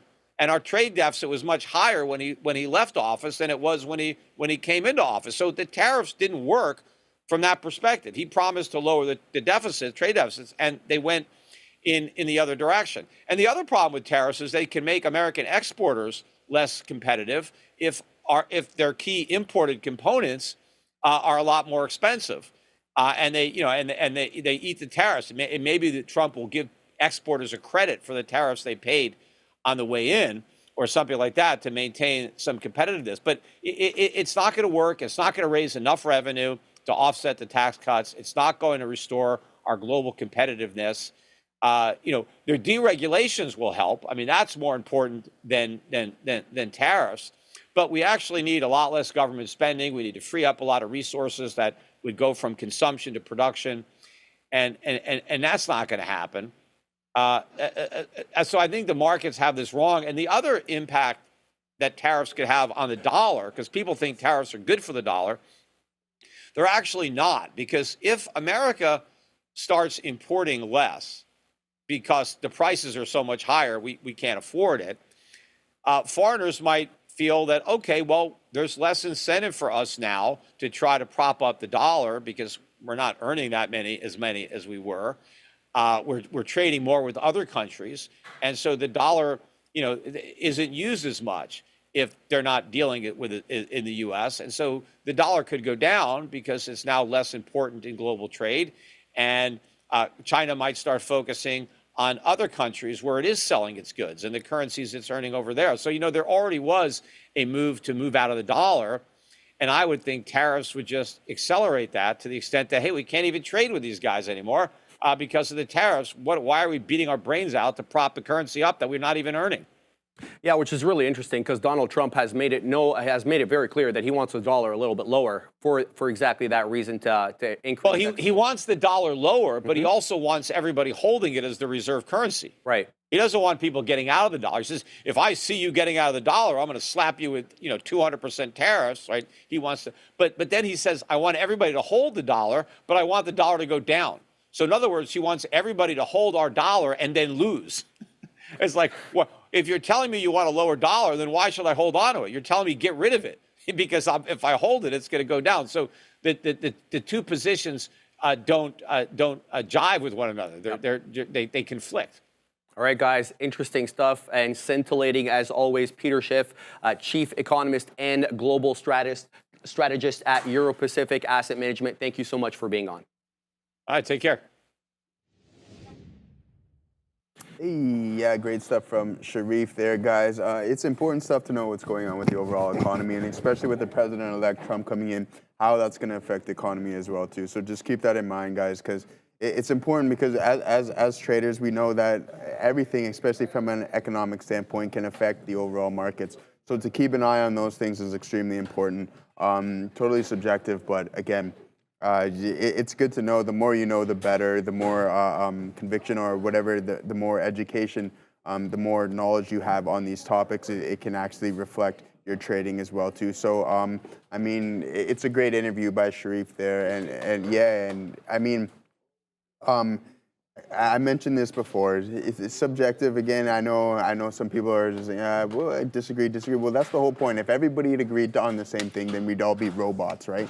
So that's why you need different opinions in different aspects, and it's good to get a good look on gold and how he perceives it, and on the dollar as well too. So I really enjoyed that one. That was greatly done, fantastically done by Sharif. So guys, yeah, we're gonna get back into a little stock talking because I know you guys are eager to do so.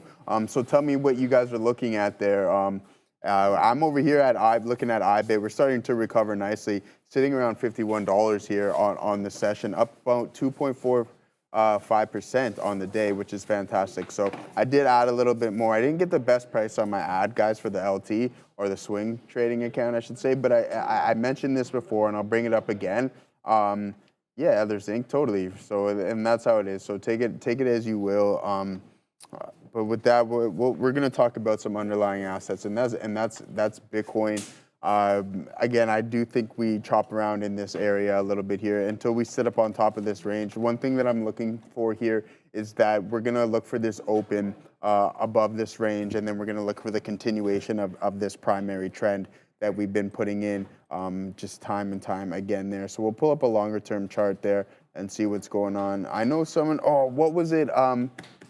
Yeah, someone asked me in the chat, it slipped my mind what you asked me to do for you. If you can bring that back up, and I told you I was going to do it, but now I forget what I told you I was going to do. So just remind me there quickly what you were looking at and what you wanted me to analyze, and we'll try to do our best. Yeah, exactly. Thank you. Great job, Sharif. It's absolutely fantastic. You asked some of the great questions, the right questions at that. So much appreciated for that time there. So we had to enjoy it. How was it for you, Brett, my friend? Man. I mean, obviously he's a highly intelligent individual, and if you've ever listened to his podcast before, he's a person that's very convicted in his views, especially with respect to debt. Like government debt, that's what I'm talking about, especially with respect to the dollar. He's a big believer in gold. I'm sure you guys already knew about that. I want to ask him about crypto and the relative trade or the arb trade possibly between gold and crypto, but we were running out of time there. But such an insightful individual. But, you know, I mean, it's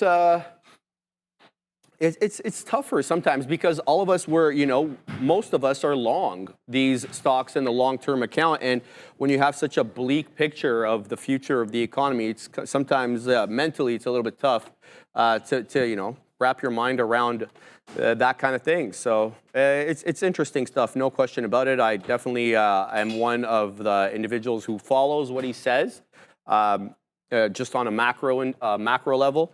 But yeah, that's basically it, Joe. I'm almost done setting up, so if I can just send it back. Yeah, absolutely. Send it back to me at any time because we have Senior Mr. M asking me to look at, is APP overbought? Could this come down? Let's see here. Let's see. I'm not too familiar with this Apovalin Corp. Not familiar with these guys. Never heard of them before. I'll maybe look into the overview on them here briefly as well too. But let's talk some technicals while I pull this up quickly. I mean, it's looking good. And you know, guys, it's the same thing over and over again. You know you're going to get the nod from me. When you have volume kind of supporting your thesis there, all right? So, yeah, Sharif, 1 second there. Yeah, take your time. Yeah, absolutely. You're good to go there. So, AppLovin Corporation provides application technology platform. AppLovin, the company operates through 2 segments, software platform and apps. Its software platform is primarily made up of 4 key solutions, such as app discovery, Max, a lot of app work there, okay? So I'm not too familiar with them, sitting on a 95 billion market cap. But again, if you can tell me what happened here, then that would be fantastic. But as of right now, you're going to get a nod from, I don't know if it's well, I could say that it's overbought, but how the street perceives this is totally, again, only time will tell on that front. But again, just be aware of this consolidation thing. You have this big gap up here. We'll zoom out a little bit to see what it's been doing. And I don't know if this is going to be justified, but you see this massive amount of volume stepping in, and then the volatility on these candle prints are drastically larger than what they were here before. So something big happened right here that I'm not aware of, and that made this volatility increase, and now we're slowly consolidating. But when you have such a strong move like that, I wouldn't be too quick to short it until you have a definitive signal as an island gap or an isolated pivot with an isolated volume signature that says, hey, I'm ready to be shorted. But as of right now, the way I'm looking at this as a potential consolidation before we take another leg up, I could be totally wrong. I could be so wrong. But if I'm looking to continue into something into strength and I see this, as soon as this opens up in a range up around here and looks to take another leg higher, I'm looking to participate. So that's my look on APP. I don't know if it's definitely overbought. I'm not going to look at the RSI on it or anything, but can it continue to the top side? Absolutely. What do you got going on there? Bro, I mean, I can't stop but laugh every time I see the name of this company. AppLovin? AppLovin. All I'm thinking is McLovin, bro. McLovin. One of the greatest movies. Super bad? Yeah, one of the best. I think they don't make them like that anymore, right? That is a generational movie, to be honest with you. So, yeah, like, I mentioned Napoleon Dynamite not too long ago, too. That's another sick one, too. Uncle Rico. Yeah, Uncle Rico living in the dream in his own mind, he's in his own world. He might be one of the best. Yeah, he's like, I used to throw a pigskin a quarter mile. Like, it's like, you're delusional. He's as delusional as it gets. Might be one of the best characters of all time. That's Uncle Rico. That. So, yeah. Anytime I see that on TV, I will stop and at least watch like 15, 20 minutes. Of course. It's an OG movie. Love it. Same with, so Superbad was in my high school prime, right? So like we just, me and my friends group absolutely love that movie, and we still watch it. I think it's absolutely fantastic. It rang true because like they're trying to get alcohol. Yeah, it's as true as it gets, right? Yeah, exactly. So it's definitely. All right. Just want to shout out the smiled one. He is Big Kyle Burdett. Thank you very much, my man, for the $10 super chat. Reads as follows. For everyone in the chat, listen to all sides on things, even if you disagree. Consume and form your own opinions. From my experience, when something fires me up in disagreement, I need to look deeper. Wiser words were never spoken. Maybe they were, who knows, but that is wise. Anyway, thank you, Big Spile, for that comment. I think that's absolutely accurate and apt description. If something's firing you up, then you must have real strong convictions the other way. And by definition of having strong convictions, does it put the blinders on to the other side? I think you bring up a solid point. Thank you for putting that. I don't agree with everything he says either. So, but I'm willing to listen. Shout out to the spiled one. Rivian, millionaire, calling him Boober. Come on, bro. Pilot Josh saying preach. Anyway, guys, you may disagree with what Peter Schiff has to say, but we can all agree that he's a pretty intellectual individual. So let's have a look, guys. So it looks like I should have stayed in that TQQQ short because we did continue to bleed to the downside. And from what I'm seeing right now, I don't know if the blood's going to stop or the bleeding, is going to stop. We're below 20,500. And since we dropped below 25,500, we're now using it as a level of resistance. Look at the umpteen amount of 5-minute candles that have been using 20,500 as the resistance. It looks like, we're continuing to range here, but we're ranging below key technical levels. Case in point, that 500-point area. In addition, it's the 10 exponential moving average on the 5. So I'm not bullish at all on any of the Mag 7 right now. I'll be looking short. Now, what's setting up for a good short? Let's have a look. Well, if you got in on Apple on VWAP, good on you, because you got a double top right there, right at that 225.5. And where's it at now? Oh, 224.5. So you'd be printing this right here, a dollar club. Good look on, or the short on AAPL. Now, what else is setting up? I'm having a look at NVIDIA, and NVIDIA just weaseled into that 142 in other words, and not just that 142 level, but it's also the 20 exponential moving average on the 5. So let's have a look. Did NVIDIA respect the 20 exponential today? Yes, the answer to that is yes. You have a double top right here at $11, and then down we go. However, let me take off my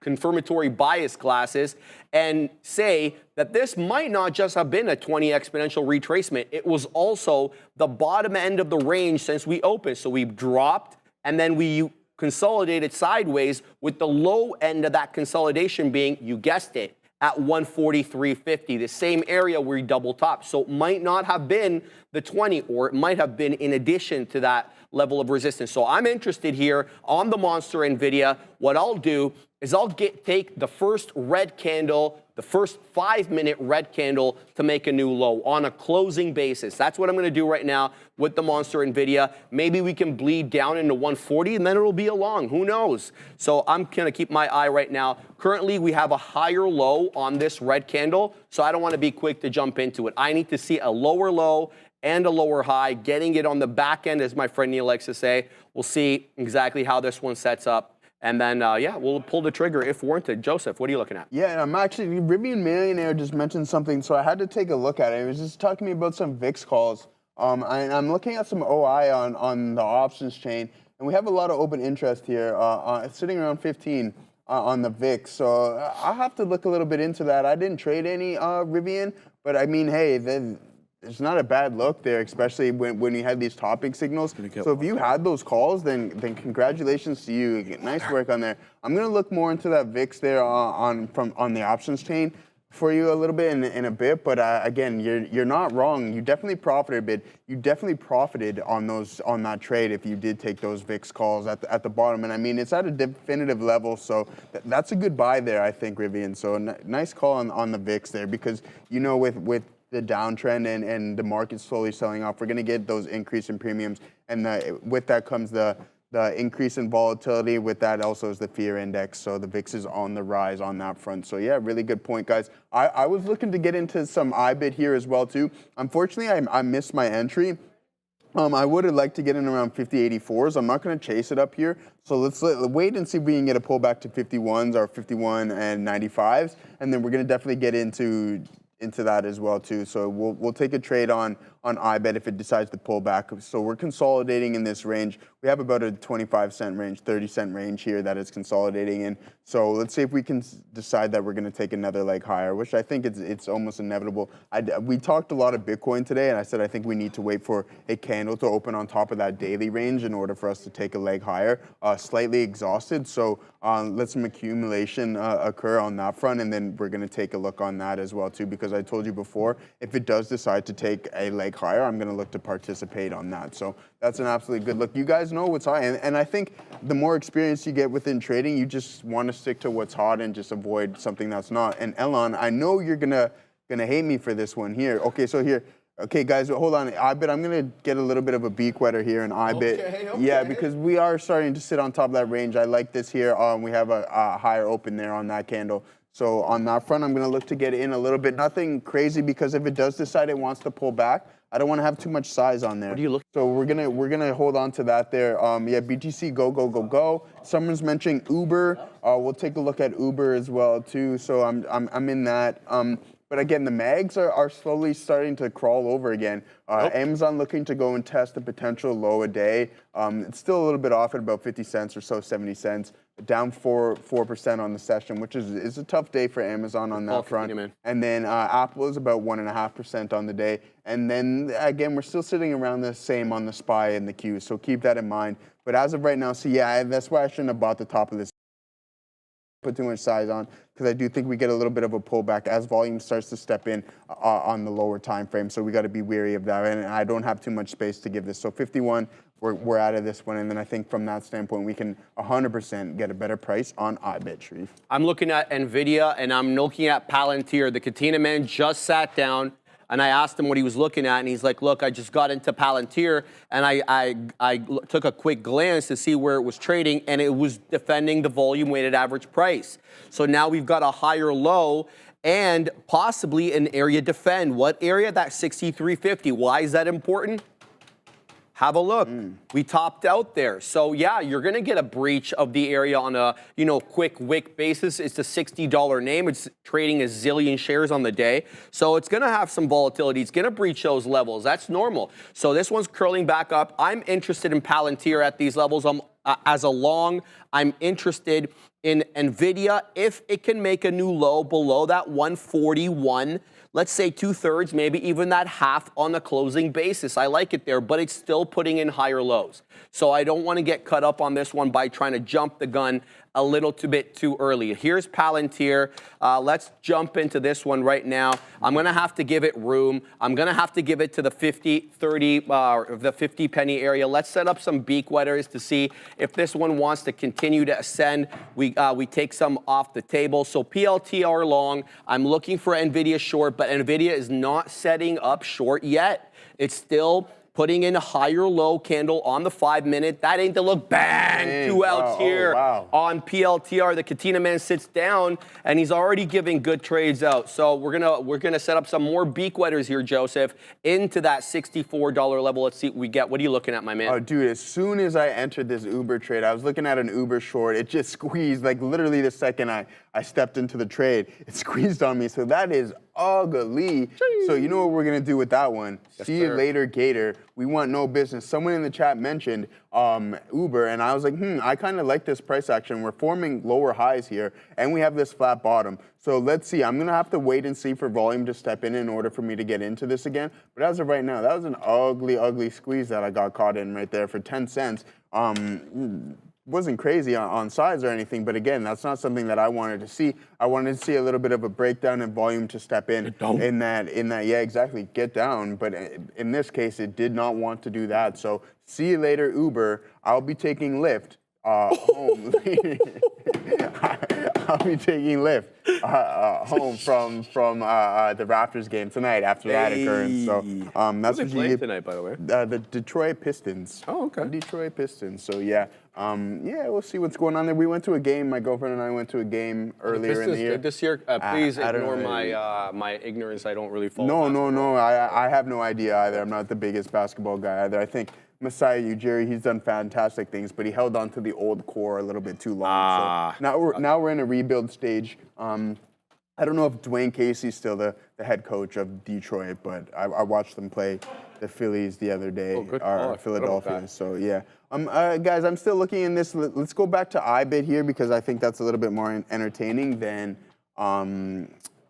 what's it called? Than Uber. I'll send it off to Sharif while I Yeah, absolutely. I want to read what the OG in the chat, Jay Lee, wrote. Sharif, Joe, Kyle, and others. Schiff's gold fund for the last 5 years did very poorly compared to actual gold, which doubled from 1,400 to 2,800. Just FYI. Interesting. Oh, thank you for letting me know that, Jay. Didn't really have a look at his gold fund. What I did really look at, though, was his propensity to want to invest in foreign equities rather than in domestic American equities. And the reason is he just feels that they're overpriced. And so he's looking for a big correction. So, I want to mention what I did on this trade. I'm very proud of it. Thank you to Katina Man for pointing this out. We took 20 pennies quick as you like, got in 82, took some out there at, where did I took it out? 8s. Now I'm setting up at 10s. Let's see if this one can break and take 64. Because right now it's having trouble with 64. Somebody's $1 in the money and I want to hear about it. Well, we're 7 on Tesla. 7 Tesla. 80 cents on Palantir. 80 cents on Palantir. SMCI. Say SMCI, 80 cents on SMCI, 80 cents on SMCI. Is that a long or short? We're long. Short. Morning, 1850 short from the morning.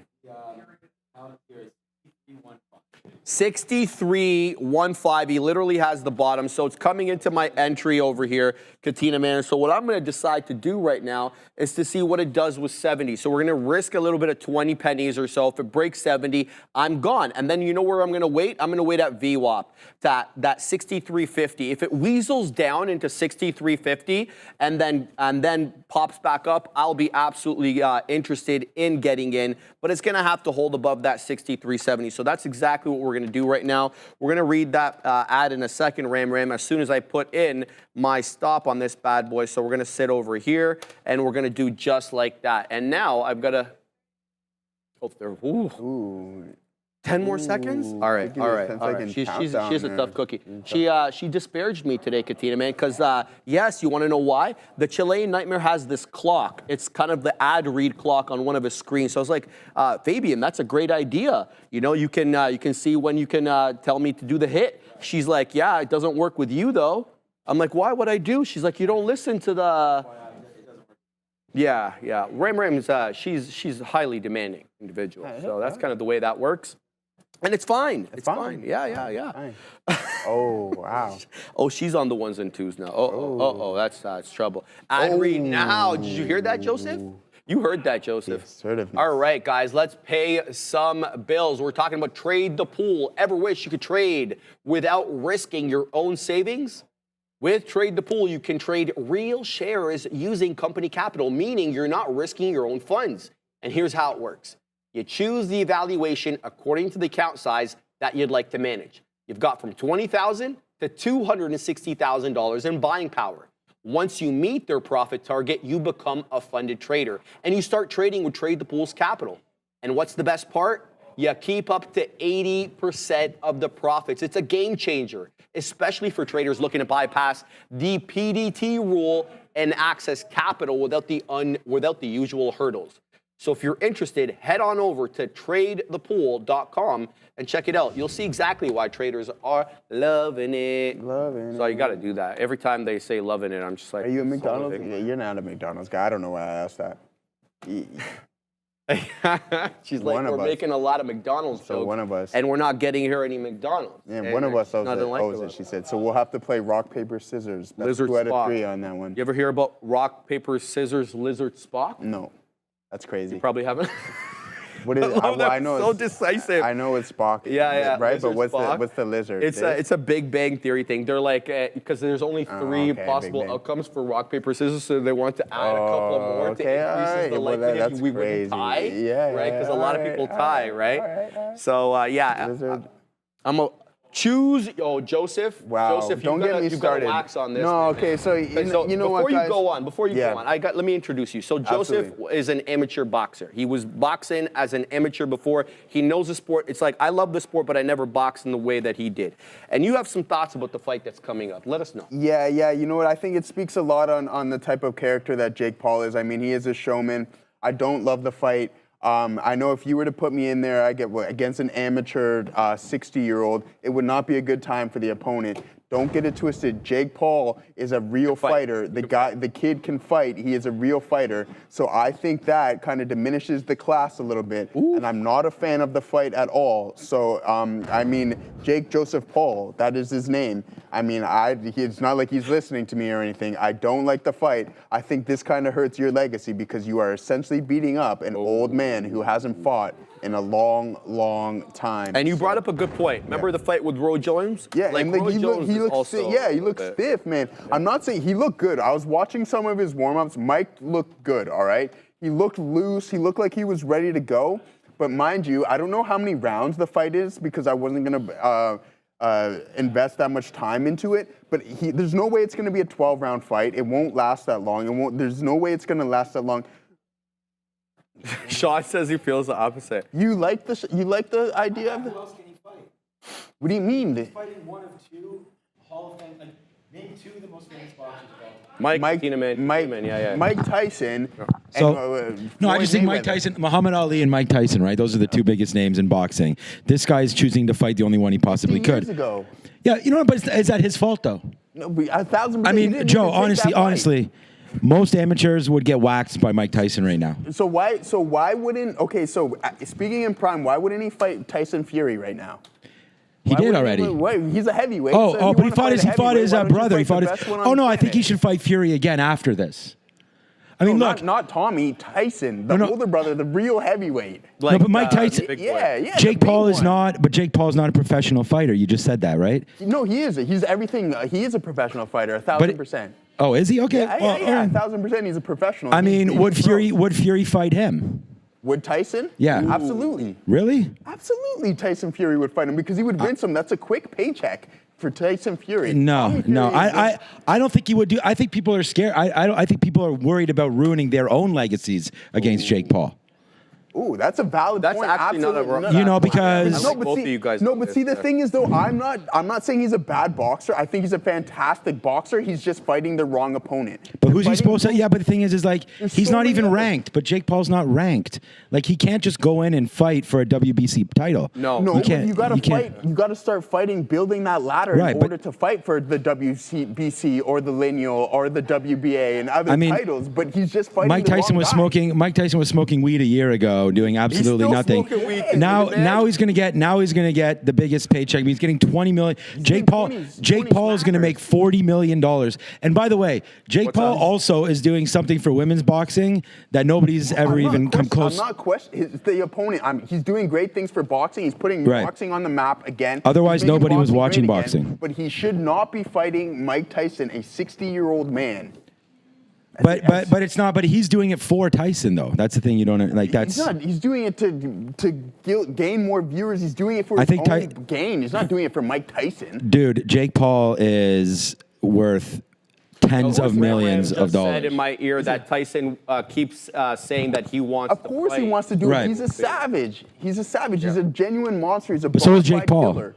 Yeah, absolutely. I'm not saying that, but if you want to be, he wants to be a champion. Trading. You're not going to become a champion fighting Mike Tyson. You got to start fighting ranked opponents, as you mentioned. Totally. The kid is a real fighter. Do not get it twisted. Boxing is entertainment.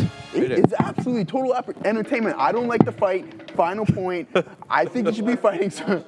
Largest grossing, the largest watched, the biggest. It's not going to be bigger than Conor McGregor and Floyd Mayweather. It will be way bigger, maybe double. I want to ask a quick question, boys. Okay, all right. Netflix. This is the biggest. This is going to be that's my the biggest question to you. watched Netflix. fight of all time. So Katina, man, is it pay-per-view on Netflix? Do I have to add, or is it part of my package? You cannot. There is not one thing on Netflix that you have to add. Oh, because DAZN, like I pay, Oh, and DAZN then they've is, got like pay-per-views that I have to pay extra for on DAZN, which drives me crazy. I'm not even sure Jake Paul's going to win. I'm just saying like what he's doing gonna is. win. I think he You wins. think he's going to win? Yeah, I think he wins. I mean, Vegas has him as the odds-on yeah, favorite. right? dude, he's a 27-year-old kid who's in Yeah, he's his prime. an absolute prime, and he's knocking real fighters out. Is he though? I mean, he knocked out Anderson Silva, UFC fighter. He knocked down Anderson Silva. Right. He beat Platinum Mike Perry, the bare No, knuckle he beat boxing. that Mike He's- Perry guy was also. I think that guy's also like 75 years old. I mean, the thing is, these guys, Perry's 30. these guys are. He's a bare knuckle fighter. That guy. No, but he is. That Mike Perry's a bare knuckle Yeah, champion. He's a bare knuckle champion right now. He beat Tyron Woodley twice, knocked him out. Tyron cold in the Woodley, second come set. I mean, but he's fighting legitimate dudes. He lost to Tommy I just wonder- Fury, sure. But again, I just don't think it's the right fight. It's a spectacle. Yeah, but I mean, It's I don't think Jake entertainment. Paul. I don't think Jake Paul's trying to become world. I mean, he will try to wants become to. world champion, but I don't. He's not that kind of a boxer. He can. He's not. He's not a There's world no- champion. There's no way he could become a cruiserweight, light heavyweight, or a heavyweight champion at all. There's zero chance. Knocked out Nate Robinson. Yeah, he knocked out Nate. Poor Nate. Like, end of conversation. Back to Sorry, trading. Ram All right, Ram. man. Hey, Ram man. Ram's getting very upset. Hey, so man. I want to talk about my trade because I'm really proud of it. Yeah, 50 all right, pennies man, in the give it money here on NVDA. We took this monster short exactly like I said. I needed that first 5-minute dang candle to make a new low on a closing basis. We got short at 82s. I've wet my beak all the way here down into the low 30s, and now I'm setting up at the $0.25. NVDA 142. 20 period exponential rejection, not retracement. So now let's see, can we bleed more? Can we bleed into the dollar? I've got a couple of more outs on this bad boy. I want to see if I want to print on them. So NVDA down 3.65% today, but let me tell you, mostly everything in MAG7 world is down. In fact, I believe everything is except for the Cybertruck itself. The only one that's in greenery right now, up 2%, but well off its highs. It's about how much off its highs? $7 or $8 off the high. So NVIDIA getting a bit of a bounce now. And let's call a spade a spade. So I want 141, but I may not get 141. Why? Because this is the area trough right here. So if you are to say that we could possibly weasel up maybe into the volume weighted average price on the future, or at least back into 20,500, we're about 50 points below that right now. Well, then this maintains itself as a higher low. And then now what I'm looking for is a break and take of that 142.25 on a closing basis, and I'll get long on NVIDIA. But I'm not gonna, otherwise it just consolidates and bores me to death, which really is not NVIDIA's modus operandi. Anyway, it doesn't usually consolidate a whole lot. So I got a couple of beak wetters left on this bad boy. One already posted at the $0.25. The other one I'm going to reserve for that 141 pop and drop. So we'll see exactly if we get it and what the situation is. Now, let me tell you about another trade that's manifesting over here, TSLA. Why? Because it's at VWAP, right? So I want to see what this does at VWAP. Now, the other side of that coin is it's had mixed respect today for VWAP. Here's what I mean. So right at 10:15, we dip, we pop right through, we drop, right through VWAP on a 4 candle basis. No respect for VWAP there. Then the tune changes at 5 to 11 right over here at 10:55. We dip right into VWAP, and look what we do. We make the nice, Wayne. We get right back into that high of the day at 324 2/3. Now we're at VWAP again. However, we're still putting in lower highs, lower lows. It's still a bit of a downward channel, VWAP or not. Let's see what TSLA does here. I like TSLA above 321 on a break and take. Now, I don't think we get that kind of momentum today, especially with the market bleeding in the way that it is right now. So I'm all eyes and ears and everything else to see what TSLA wants to do. It's giving you scalps.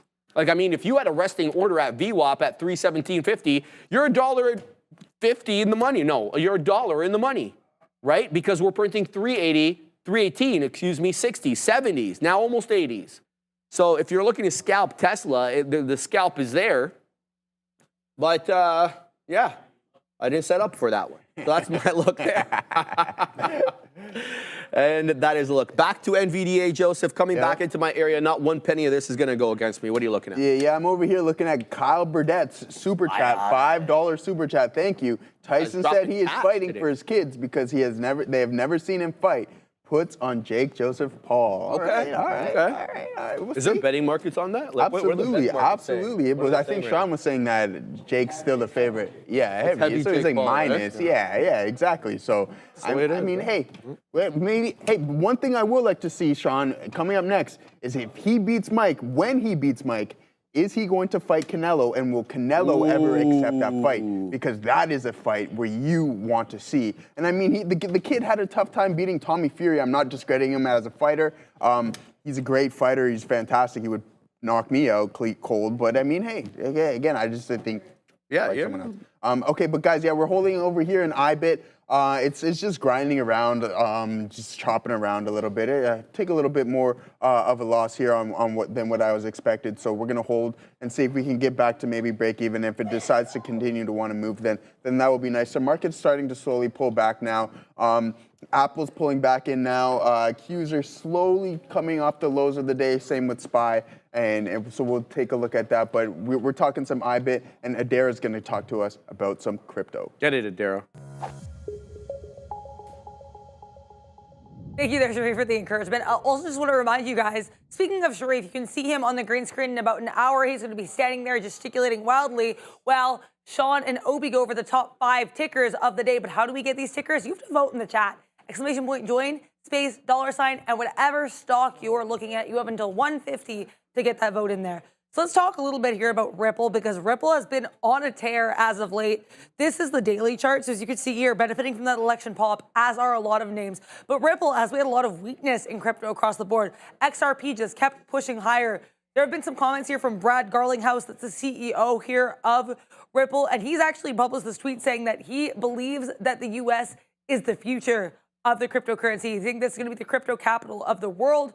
Also, apparently, putting some comments on Twitter here with regards to Gary Gensler saying that he thinks Gary Gensler is going to be out of here. There was some speculation based on some comments Gary Gensler made at a recent SEC meeting that he's planning on stepping down, but that's not been confirmed. Anyways, it also makes a little bit of sense here that Brad Garlinghouse would be a little bit opposed to Gary Gensler because, you know, the SEC and Ripple have had a little bit of a tiff in the past. So regardless, nice look here in XRP, just some context around that move to the upside.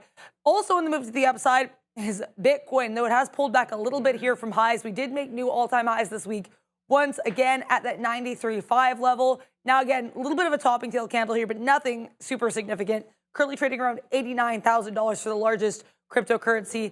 But it's worth noting too, we talked a lot about this. I know Michael Nuss talked about this pattern in the weekly chart. We had this rounded bottom. Now it looks like we might be rounding once again. When do the all-time highs end for Bitcoin? Who knows? But we are only, as of right now, just about 11,000 points away from the 100,000 mark that everyone's looking at. Chart still looking pretty bullish for BTC, guys. Oh. I like that. I like that to end at there. Joseph, your conventional stance? Yeah. I'm not orthodox. No, not orthodox. You're I'm orthodox, right? Yeah, like, I'm orthodox. just you don't fight out of the shell. I like the shell. I use the Philly shell. I'll show you some videos on my phone. I'll show you some videos on my phone after when I used to Mike Tyson people. Yeah. Mike Tyson people. Yeah, Ram wants. She wants a glimpse. And the chat may want to. Well, we can do it. We don't have to do it today. There's elements of Joseph's life we can release slowly. We don't have to do it all at once. Thank you for that. Get to fun, but we used to take it serious. Especially in COVID, in my younger days, we used to be fighting a lot at a nice gym at Queen and Parliament there. Oh, nice. I used to go to. Nice. Yeah. So you went to legit boxing gym. All right, guys. I told who? One second. TX Jet Fan. I'm sorry for you. That I'd look at Lunar, and let's have a look. So LUNR, big mover yesterday, but it was one hell of a retracement down. That's a ugly. Is that a head and shoulder? Okay, anyway, it's a nice retracement down. So we gave up the entire move yesterday on LUNR.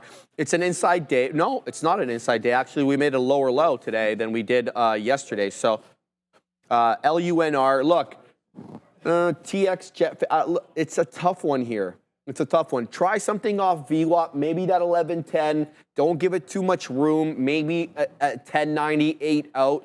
It's got to hold VWAP here. It's zigging and zagging. First, we have a downward channel, a respectful downward channel. We break it, but we're obviously encountering resistance at that local area crest. Where's that crest? 1140, right? You weaseled up into where? 148, but look where the closing prints are.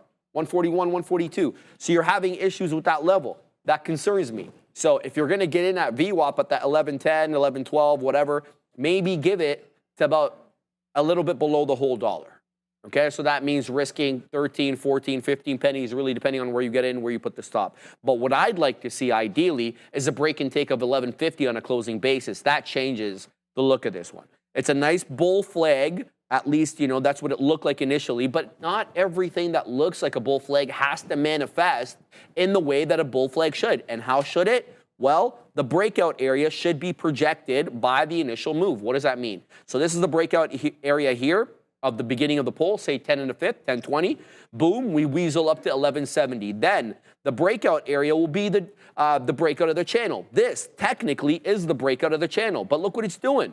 So if you're going to get in on the pole formation, well, then it's got to, by definition, take 1150 on a closing basis. Otherwise, it's not the new continuation of the bull flag. So I need to see something 1150, but I do like the setup, TX Jets fan. So what I'm going to do, I'm putting an alert for a break and take of 1150 because I can certainly be persuaded to weasel into this. LUNR. Let me give you details. $1.5 billion market cap, so certainly not a low float small cap gapper. What's the volume on the day? What have we printed? A healthy volume, man. 24 1/3 million shares, respectable. What's the float on this monster? I'm seeing about 46 million, give or take. 46 million shares, and then let's check out with trade ideas what the situation with the short float. Okay, now I like it a lot more. 31 2/3% of that 45 some odd or 46 some odd million shares is actually borrowed and used for shorts. So this could become parabolic in a hurry if we get people at the right level. But don't get too excited. Why? Because we were above these levels yesterday. So if there were long-term shorts already in play, they've already been squeezed out from yesterday unless they got back in. And they may have because we weaseled down. So that could have been shorting, re-shorting after, obviously, the pop-up. So LUNR, interesting look, but let it set up in the right way. Oh, baby, we're back in the money heavily here on NVIDIA. So I'm waiting, baby, at that $250. I appreciate you, Joe. Let's wet our beak here. Let's wet the beak there. We'll take off that order, and then we're going to set up another order, Joe, a little bit below. We're going to wait at like 5s or something, man, whatever. Let's. What's life without whimsy? So we're bleeding here on the monster NVIDIA. Now I'm going to set up in front of that whole dollar, 141 and change. What's the look on your side, man? Yeah, we're back here in IBIT, my guy, with that 50.95s here. We got a way better price than what we entered in, and I said that, so that's why I wish I cut that trade a little bit earlier, but that's okay. So we're going to hold on to this, maybe push a little bit more size and see if we can get a test of this pivot here, and that would be really nice. But if volume can step in on this asset at any minute, and it looks like it's starting to do so, so we'll continue to hold on to this position. And as we crawl higher to the northeast, guys, we don't got much time, man. Actually, no, we got an hour left here still before we send it back off to Sean and Obi. But make sure you guys put in the chat what you guys are looking at. So I wouldn't mind taking a gander. We'll talk some options as well too. Rivian Millionaire, I know you mentioned the VIX and options on that, so I haven't forgot. So we'll touch on that shortly in a minute, because I'm going to go over the chain for you, and we'll take some looks at some things. I think I've seen some open interest at 15s that expired today, so we'll see from that point. But I don't know how much the market's going to crawl lower, so I don't know if we're going to get that big step up in the VIX anytime soon. So we'll see what's going on that front. But again, I'm just holding on to IBIT. I think PLTR was mentioned in the chat as well too. If it's continuing to go higher, no, it's starting to pull back in towards VWAP. I think we already took those legs up, still about 7.5% on the session, which is fantastic. So we're sitting around 63, 62. But I mean, we had the big up move, that opening auction here, that big 5-minute range. Then got that pull back in, and then we have that big move again. So that's that second leg. To get that third leg into continuation is a little bit tough. But I mean, this was the trade of the day. This was the day maker here. Straight swing one. strike one, and then boom, we hit that that home run there out of the park. Possibly a grand slam on that one there. So yeah, that's a really, really good look there on PLTR. And then we got out of break even. It would have stopped us out break even, but at this point, we're still holding around VWAP. I don't think that we're going to take that next leg because, as you can see, we might have a shoulder, head, and then another possible shoulder. So watch out for that head and shoulders pattern on that as well. So someone said Moderna calls just made you a heap, $6,500. Congratulations to you. So let's look at MRNA. That's the ticker of it, I believe. Yeah, I'm glad you printed on that thing because I can't believe how much this thing's came down. It was a $500 stock at one point. Did they reverse split at any point, Sharif? Let me have a look. I don't think it has. Which one? mRNA? Yeah. Not. So no reverse split on that one, or split. Sorry. So unfortunately, coming off those all-time highs, I know that thing was sitting around $500. And you know what's funny, Sharif? What? When I first started investing in like 2016, I didn't know anything, right? So what I did is I just typed in on my phone and on the computer the top 5 weed stocks in Canada. Love it. Sure enough, I bought Canopy Growth Corp, Aurora Cannabis, and Afria. All right? Okay, Yeah, I remember that fantastic, one. right? Yeah, fantastic. I did the exact same thing during COVID. I typed in who's leading the race to come with the first COVID vaccine, and that was mRNA, Love right? it, So man. sure enough, I just did that. The most simple due diligence possible, right? And now you'd have an easier time with these LLMs, too. Exactly. So I just had to Google it, Google search that. So we were in on that. So that's how I came across Moderna and Canopy Growth Corp. Can I say something to you? Some crowd favorites. Well, I was going to say, I totally forgot there for a second. That's all right. It'll come back. Yeah, it'll come back, yeah. Guys, we're done with our trade on NVDA. We took it out 141.07. I'm really happy with this trade, and that's all I'm going to say about that. Now we're going to look to set up on something else. As Obi always says, what is the next trade? So what I'm seeing is blood in the streets on Amazon. I'm seeing a lot of blood. We're at lows. We're coming into that Bezos shelf. Well, what used to be the Bezos shelf. Believe it or not, we're going to hit 200. 295 LOD on AMZN. It is bleeding and bleeding profusely right now. It is now the reddest name on the day, Ram. What about his wife? Mackenzie? Oh, Mackenzie was selling her share. Thank you for that, Ram. Look at Ram coming in with the headlines. She's saying that I believe his ex-wife, Mackenzie something or another, was selling shares. So here's what we got vis-a-vis Benzinga. Shares are trading lower Friday after Third Point reported decreased stake in the company. Let's see anything about Mackenzie over here. Not that I'm seeing. We'll have a look at that later. But yeah, in any event, we can go to Adair. Adair's got to get it, Adair.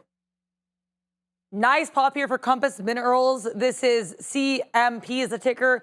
Up here nicely, about 25%. Look at these increase in volume. Basically, we have Reuters reporting that Compass Minerals is in talks with a couple different firms here. I'm seeing about 3 different firms in the buyout space to sell itself. So Compass Minerals looking apparently to be bought out.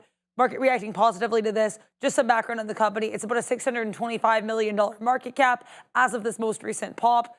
Float here of about 41 million shares, 7.6% short float. So nice squeeze here for CMP near day's high with a nice volume boost, guys.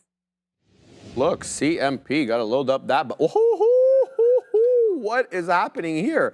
No. We're going to get doxed, Ram. What are you doing over there, Katina Man? The Katina Man is long Tesla right now. Go to his chart. Where are you long? He's long at 317. Is that VWAP, Katina Man? Was that VWAP? Yeah, shout out to you. The Katina Man takes the VWAP hold on TSLA. Now it is $1 in the money. $3 in the money. I'm just keeping my eye here on CMP, Katina Man, because this is a big boy breakout right now for a small cap gap midday. And I love these small cap midday breakouts because, well, the meat of the move, so to speak, hasn't already happened in the hasn't happened after the bell during the big boy show in the morning. No, it is new. It is new right now. So we're going to weasel into this. Well, we're not going to just get in willy-nilly, but what we're going to do is we're going to look to set up. So CMP, guys. Is this a NASDAQ stock? No, it's NYSE. So let's go NYCMP. on the NYSE. There we go, not New Zealand. Calm down. And now I'm going to have to set it up on my side chart here to see what it looks like as a 5-minute, because that's how we chart. We execute on the 1, chart on the 5. CMP, it's just directional to the high side. I mean, what do I do here? 15s? Do I wait for 15s? What's the spread? The spread right now is 6 pennies. It's really going, though. It's getting parabolic. CMP, shout out to Adair for bringing this one. What's the short float on this monster? CMP, let's find out. 7 2/3%. So not the biggest. Let's find out where it's been in the recent past. Like what are resistance and support levels that we can anticipate? Here's the 4-hour look. Okay, so we're above all key areas of local resistance. That existed at $14. We've taken that out and then some, $1.50 more. So where are we looking now for resistance? Well, there's this area trough over here, 17. So we could squeeze another 150 or so, 1550 HOD before we really encounter any major resistance. That's at 17. That takes us all the way back to March. So this is a great look right now on CMP, but it's going to have to set up in an accurate way or in the right way. I don't want to be chasing this, especially with umpteen amount of topping tails through that $0.50. Let's go ahead and wait at 15. That's what I'm going to do. I'm going to wait at a little bit above 15. Let's go 15.07. If we don't get printed, we won't get printed. What I might do is I might chase it a little bit with smaller size. I can't chase it with the same size that I take on a dip trade. That's just crazy in my book. So what I'm going to do, I'm putting out, I already put out an order to defend 15, and then if it really goes here, I'm going to chase it, but with smaller size. Joseph, what are you looking at? Yeah, I'm here in IBIT. He's still just holding on to that there, Sharif. But we have a good question in the chat from Lee Ducky. With a straddle, will a straddle always give you at least a zero sum, or is there risk of losing a lot? Well, there's not risk of losing a lot. The max you can lose on that is the premiums paid on both the contracts, right? So that's your max loss. So whatever the debit was on the straddle is your max loss on the trade. But the one thing about it is that you want to kind of anticipate with the straddle a high increase of implied volatility, because if one contract doesn't outweigh the other and beat the potential expected move, if you're using this from an earnings standpoint, then that contract's not going to be profitable. And then once volatility starts to sway away and starts to dwindle, then you're just stuck with 2 contracts that you paid with the anticipation of volatility stepping in. Now it's just going to start dwindling to theta unless you get rid of them quick. So the max loss on those, to answer that question, Lee Ducky, is your total premium paid on both the debits of the long call and the long put. All right, so that was a good question. I like that one. But just keep in mind, you want to anticipate a larger than expected move in the options contract or the underlying asset in order to become extremely profitable on a straddle. You need one to significantly outweigh the other. So, I mean, yeah, you can only lose what okay, all right. We got a super chat here that I didn't see. Jeez, neither did I. Fanfooling. 2 quid. Could you take a look at chart of HUT? Yeah, sure. Why not? HUT 8, yeah. HUT 8. What is HUT 8? Okay. Sure. HUT 8 Corp. Let's see what you got going on here. From a technical standpoint, Sharif, are you familiar with HUT 8 here? I know it. But. So, okay, all right. So we got the technicals up here. Let's see from a overview standpoint what this thing is, because I'm not overly familiar with it. HUT Corp is a data mining company. The company is a vertical integrated operator of large-scale energy infrastructure and Bitcoin miner. Oh, okay, so there you go. Yeah, Keywords, it's a miner there. I wasn't overly familiar with that. Okay. I mean, hey, as Bitcoin starts to appreciate, sure enough, this thing is well too. But keep in mind, you know what I'm going to say here. You see this big volume and these candles here, so watch out for that. Is this thing going to continue to the northeast? I'm not sure. You're going to want to see some buying volume step in there. But if you're in on this breakout, then hey, you're sitting pretty, because in the past couple of days you're up, or in the month or so you're up about 100% on this trade. So I mean, yeah, good luck there. Other than that, that's all I really see. Let's see what the market cap is on that. 2.27 billion. Yeah, hey, I mean, it's not a bad look. As Bitcoin continues to ascend, then yeah, that's something that you'd want to be in, is some of these miners. And unfortunately, that Mara isn't cooperating as much either. So yeah. Yeah, Mara's a bad word. Yeah. Anyway. Sorry, Patty. Well, Patty used way more expletives about Mara than I will even think about because he battled Mara, right? So yeah, Patty, I miss Patty, man. BPI, Shout out to BPI, the Mara indicator. Bang, Joe. We take out a couple of hits over there on CMP. We just took it out at 60. Where did we take it out there, man? 65s. We're long 48s. I've got several beak wetters. The next one at 75, 69s now showing up on the ask. I chased it, but like I said I would, I chased it with smaller size. So I'm not going to chase this one with the position I would normally take. Here we go. 70s now up on the ask, but you know, a little bit of zig, a little bit of zag right now. CMP. This is a buyout, guys. So I was looking to see what the buyout price was. That is. Sorry, man. Did you see this poll, Sean? Did you see the poll, Katina, man? What happened, man? Choose your winner. Choose your winner, Jake Paul or Mike Tyson. What do you got? And it is an absolute landslide. 77% of the chat has Mike Tyson as the winner. I like it. Okay. Yeah, hey, man, hey. I think they're maybe voting with emotion a little bit. Slightly. Yeah. But I mean, hey, I would like to see him win. Maybe we make a little hedge on that and we take Mike Tyson for the KO. Because I'm sure that will be paying out in the fourth round. You and I talked about this off camera, and let's talk about it right now. Yeah. One of the last things to go in for a boxer is the power, is the punch that he packs in those hands. So although the speed ain't there, and what the man may be able to bob and weave, and from what I've seen, he's got good defense. And I don't know if you've seen some of the videos coming out of his camp about him sparring with guys. He's hurting guys with headgear on. Okay, so he can hit. I'm telling. Hey, is it the resurgence? I doubt it, but yeah.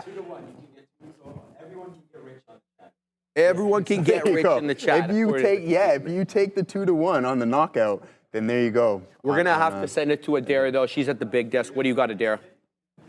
Boeing here at day's high, so it looks like BA, which often is not this strong, is actually pretty strong on a day where generally the market has not seen this kind of move up. Boeing at day's highs, trying to push above that 140 level, which was a little bit of a potential resistance area previously here, or at least support. Basically announcing the election of Tim Buckley to the board of directors. This comes out around 12:15. That's when we make the slightly higher low, breaking out of this range that we've been chopping around in, and we push higher. So BA trying to clear above 140. Let's see if it's able to do that here for Boeing, but good push. Just be aware of this name to the upside, guys. Thank you very much, Adair. Yeah, you were saying? I was talking about Amazon here. I think that's what I was getting at, and then I seen the poll in the chat. So that intrigued me a little bit. But Sharif, yes, please vote, guys. Bang! There it is, guys. I mean, really, exactly. The afternoon segment is literally nothing without you guys. The big kahunas are here. They're both big kahunas. Yes, they're here and they're ready to look at the tickers decided by you guys. So make sure you're voting in the chat. Otherwise, you're not going to know how they feel about the name. Joseph, I got in again over here on our friend CMP, and what I did was I took it out when it broke the bottom, and now I added at 15. Come on, cross, let's go, at 32s. Bang! Again, I love trading these small cap gappers, bro. Sorry, I'm gonna get back into this. I'm sorry, Shree, but I'm gonna get back into this fight talk here because we have the Netflix premiere, but it's also taking away from one of the other greatest heavyweights of all time, Johnny Bones Jones, is fighting this Saturday, Stipe Miocic. All right, so that's going to be an absolute banger. Yeah, he's the best of all time, right? Johnny Jones is hands down easily. He is the modern day Achilles. He is the modern day. I can't disagree. Yeah, no, he's the modern day Achilles. Every time I see this guy, he seems to outmaneuver his opponents somewhere or another.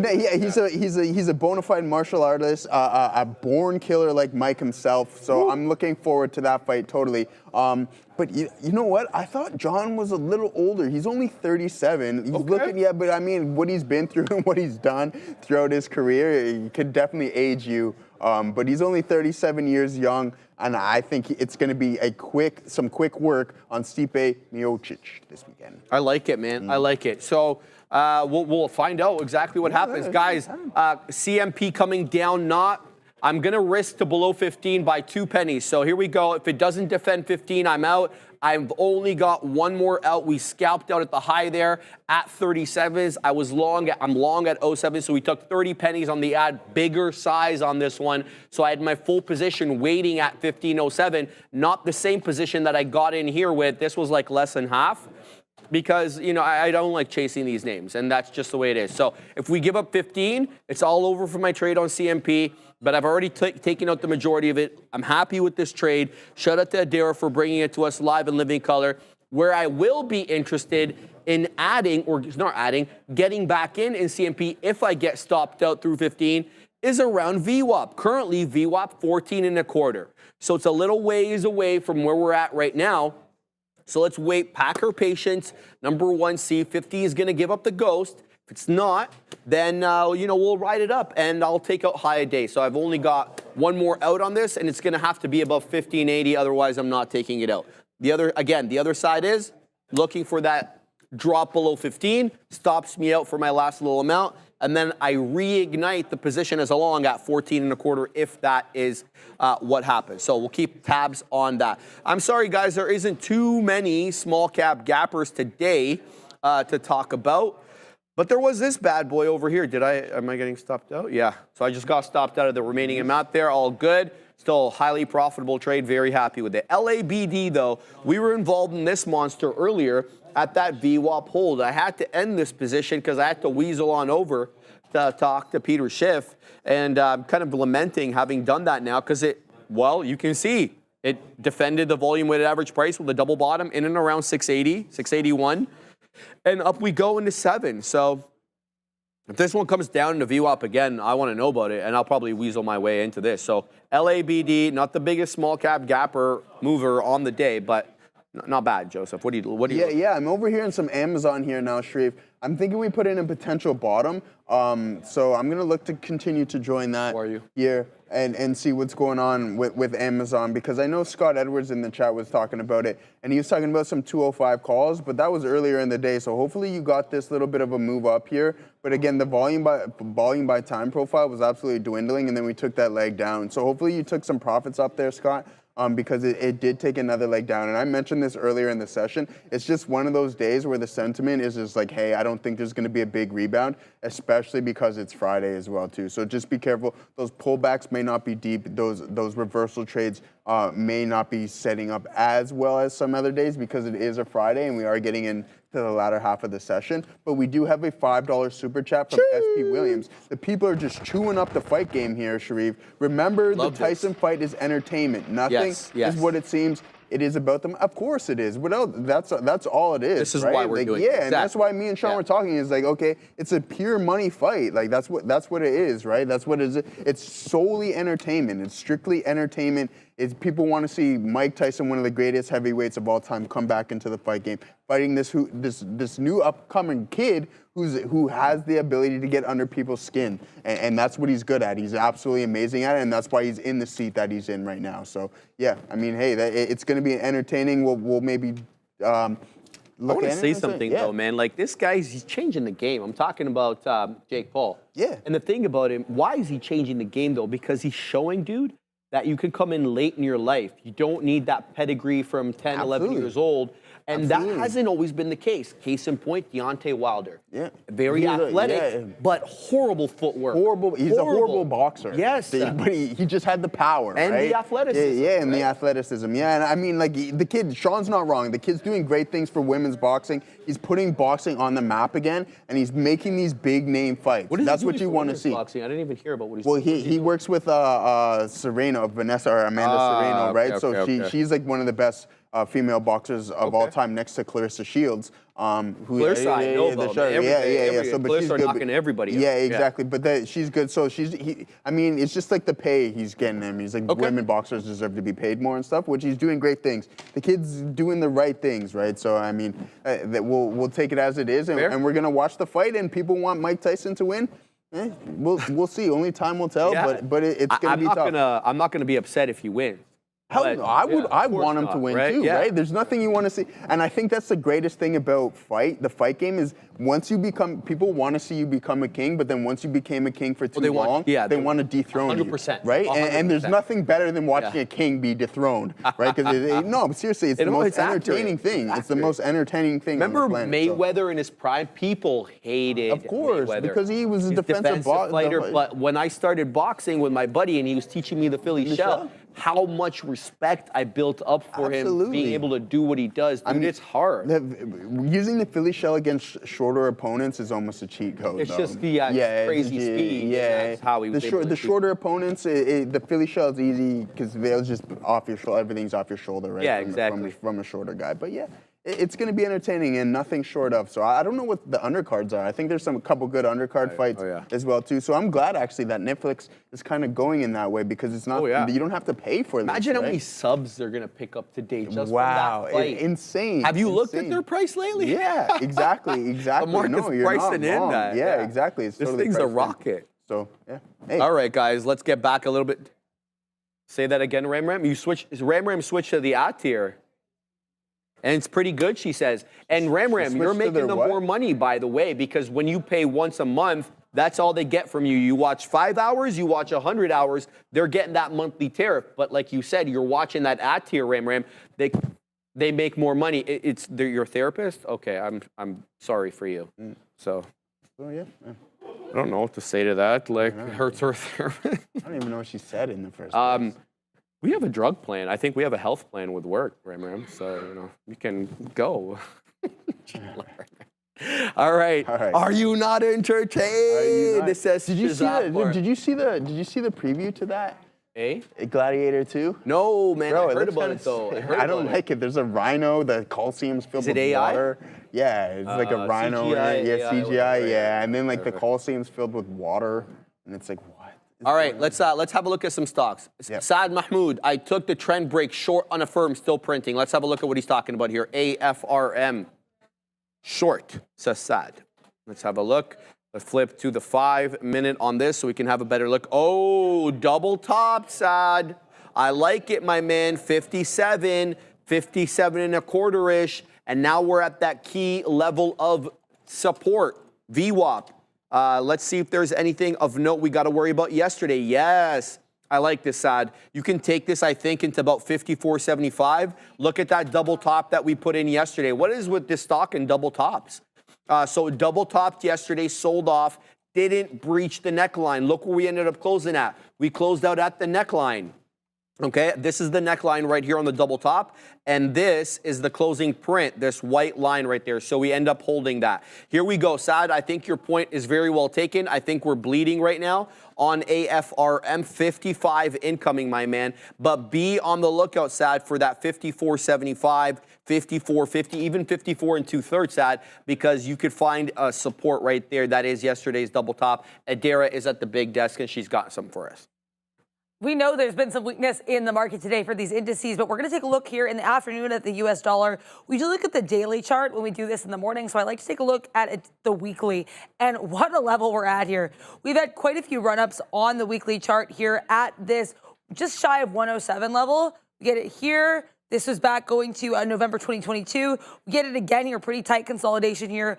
All October 2023, brush against it again, April 2024, slightly lower high, June 2024. Now we're looking to push above this area. So it looks like if we want to see more push in the DXY, next potential area here would be that 109.50.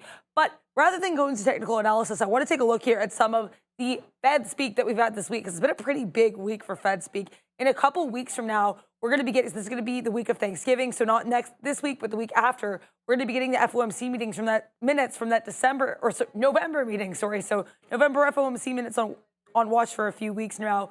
We're going to talk about some Fed speak because we did have comments from Jerome Powell that set the market to the downside late yesterday. Jerome Powell speaking here at this Dallas Economic Chamber event, saying that, quote, the economy is not sending any signals that we need to be in a hurry to lower rates. So that was part of his prepared remarks. The Q&A portion was actually a little bit less interesting and less enlightening when it came to their view on data. But it is worth noting as well here that Fed Chair Jerome Powell said they're going to take a long, hard look at the CPI print. So that could be a bit of an interesting looker, CPI and PPI. on watch with the Fed. We also had comments from Fed's Collins earlier today saying that she said she's not going to be ruling out a December rate cut. She wants to see more data before we make that decision. I think this December cut could be pretty interesting. We'll have to find out until that meeting, but let's see how this DXY goes from here. This is a 1, 2, 3, 4, 5, 6, 7 straight weeks to the upside, guys. Yeah, good look there from Adair as always. Scott Edwards, yeah, I didn't know. That's fantastic, man. That's absolutely wicked you race in NASCAR. So congratulations to you. Guys, I'm just out of Amazon here. It's looking like it wants to go and test the low a day. As it is right now, so going to put in a potential new low. There was no bottom there, and sure enough, the rebounds on the session aren't there, so you're not going to get the reversals or those deep pullbacks towards VWAP, I don't think, at this point anyways, because we are just slowly bleeding and bleeding and bleeding. So I don't know if any buy programs are going to step in at anytime soon, and it's not looking like it. You're going to need to see a massive volume influx in order for that to happen, but as of right now, we're just going to continue to sell off for the remainder of the session. So big down day on Amazon, down about 5.3% on the day. I'm still long in some IBIT here. We're up still about 2.7% on the session. So continue to look into things that are strong, and that's that underlying asset. So yeah, that's my look on Amazon and IBIT. Let's see what Meta is up to as well too, because if the market's gonna, see Meta, wow, down 4% on the day as well too. It's just continuing to bleed. Meta. Yeah. Monster Meta, that Monster Mash. Remember that? Yeah, remember Monster Mash. Monster Did the mash? Yeah, it's the worst song on the planet. Come on, man. No, it's a good song. Reminds me of like grade school. Yeah, it's Halloween stuff. You know what I mean? Did your grade school, when it was a Halloween time, did they put on Halloween songs in the morning to wake you up and stuff like that? Yeah, that's all I remember, man. We did the mash. We did the Monster Mash. Yeah, so, yeah, guys, Meta is continuing to bleed here as well, too. So let's take a gander at some of the other Mag 7s. So we got Apple down. So everybody looks like they're down about 4% on the session. Apple down 1.5, kind of more of a choppy price action on this thing, not as down as much as the Mag 7 peers. But that's the look on there. I haven't looked at AMD on this week or today, sitting around $135. So yeah, good thing I got out of those positions as well too, because unfortunately this thing is just bleeding, and I don't know when it's going to stop. One thing is that Sharif and I were talking about it yesterday, is that PE is slowly starting to come down. So once the street finds fair value, then you'll see that kind of probably sit around. I don't know if it's down about what. Off the recent highs, 175, it's down to 125 forward PE. So in order to get that to average price or fair value, I think it's gonna have to fall a little bit more. But we're gonna send this off to Adara, and then we're gonna talk some more top stocks. Thank you to our sponsors at eSignal. Trade smarter, not harder. Upgrade to an elite trading experience that can help you analyze, strategize, and capitalize. You can foresee profitable opportunities with the platform you need. There's infinite data for instant trading, so you can know where the market's moving before others with lightning fast data, as well as charts that change the game. Customize and analyze markets faster your way. There's also better backtesting and scanning to help you predict the future by understanding the past. Reliable real-time data can give you up-to-the-second market info from hundreds of global markets. Everything you need, all in one place. Don't miss a beat. Execute your best trades now with eSignal. Are you ready to elevate your trading? Scan the QR code or check the link in the description. Sorry, guys. Back to you. Excellent, Ram. Excellent. Love how she giggles too, bro. Saad, looks like you're printing here, brother, because you got a decisive break and drop, if I can speak here, of the volume-weighted average price. That's the white line right over here on my chart, and you broke it nicely there. But keep an eye, guys, on this level from yesterday, 54 3/4. Right now, we're getting a measly one candle hold up. It's a doji candle. It's a candle of indecision if you believe the textbooks. I'm not punching in long here, but if I see a green candle to close and make a new high, I will be very interested in getting in on a firm, but it's not updating because it's not on the side chart. Sorry, give me a second over here. There we go. Now we're good. Now we've got it on the side chart. So 54.87 we're currently printing at. I was gauging that 70 penny level. It's holding up above that. but I need confirmation. Give me that green candle to close and make a new high, and then maybe we can weasel up a little bit over here. AFRM having a good day otherwise. 3% obviously well off the highs, about $3 and change off the highs right now. Let's see what its counterpart, Upstart. Upstart flat on the day. It's really Affirm that's running here, but Affirm is the one that's had all the headlines. It's the one with the deal with Visa. It's the one with the deal with Apple. And I'm just telling you here anecdotally, when I was looking to buy my iPad that I got about a month ago, Affirm is the one that was offering finance. Prior to that, it wasn't Affirm in this country by Apple. It was a company called Klarna. And so they're out. So Affirm seems to be racking up all these contracts, and not just with Apple. When I weasel on it in my Amazon app, it's the same thing. It's through Affirm. So, you know, they're the ones that keep getting all these buy now, pay later contracts with major players. Now, you may have your reservations about that entire scheme of buy now, pay later, but let me submit to you something. At any point, they can change the contract so that it can affect your credit. The whole drawback has been about, oh, you know, I can take out a micro loan, which is what these are, and, you know, I can default on it and it won't affect my credit. Well, number one, that is inaccurate, because if they send you to collections, collections will put an entry on your credit. Number two, they may not have to do that anymore. They may just do it directly by putting by reporting, like your credit card company does when you've missed a payment. So I don't think that this is the same thing we were looking at a few years ago, buy now, pay never. In addition to all that, now they're charging interest on the loans. So they're making money back. Before it was interest-free loans. So I don't think, I talked smack about Affirm before, but I talked smack about it at a time where I don't think that they were going to do all that well. Now I think it's a little bit different.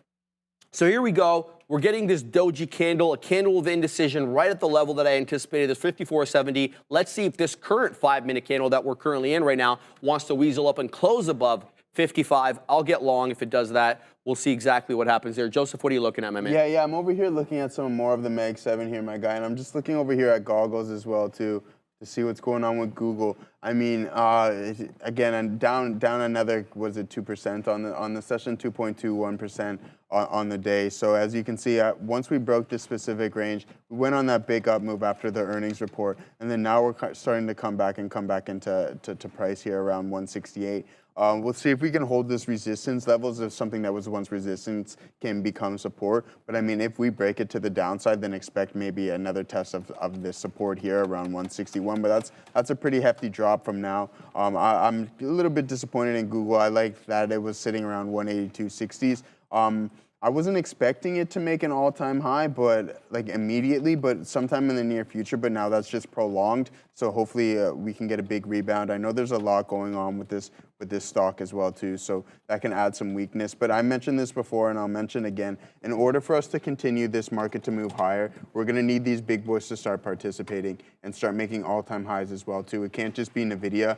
And it can't be just Meta dragging the market up. So we'll pull up NVDA from a daily standpoint as well too. Still holding up on these. Well, now we're testing the previous all-time high up here around 140. So again, we're a little bit toppy on this market here, as Jim Cramer would like to say. So we'll keep an eye on all these big Mag 7s, because in order to continue to move higher, we're going to need these guys to participate too. And we can't allow the market to get overly defensive with kind of the sector rotation. What do you got going on? It's all over, Joe. Dive for yourself. Waiting. I'm going. Yeah. All right. So I just received a message or an email from our friends at. You're gonna hop in the side there. You know I'm going. You're gonna hop in the side. All right. Drive it for yourself. I'm being offered to drive the Cybertruck, and you know I'm going to take up that offer. Durable, rugged, and adaptive. According to this email, the Cybertruck is now ready to drive at Tesla location near you. I will certainly and gladly. There's probably going to be a list. Yeah, maybe there might be a long list for that. There probably is. There probably is. I'll put my name on. But there's a running gag before you came on the show that I tried to get in to see the Cybertruck because they had it at the Tesla stores in the malls. Yeah. And like they had a rope around it. Couldn't even get in. You're trying to sit in it. Yeah. In addition to that, I went to the dang auto show last year and they did the exact same thing. They put a rope around it. You couldn't get in. They don't want you in there. Would you buy one? Good question. I don't know, man. Let me see it. Let me see. Let me drive it first. Let me see it first, and I guess we'll have a conversation after that. But yeah, man, the Cybertruck, we know it's available in Canada, and I didn't know they were offering people to drive, so I will be doing that. Maybe I'll do a video about it too, like I did with the FSD. Of course. I think that would be appropriate. Of course, FSD, the Cybertruck. Talking about, you know, Adara's like always, I got in the Cybertruck, I'm out of the Cybertruck, so maybe I can actually physically do it in IRL. And then, so, you know what I mean? And place an order while you're in there as well, too.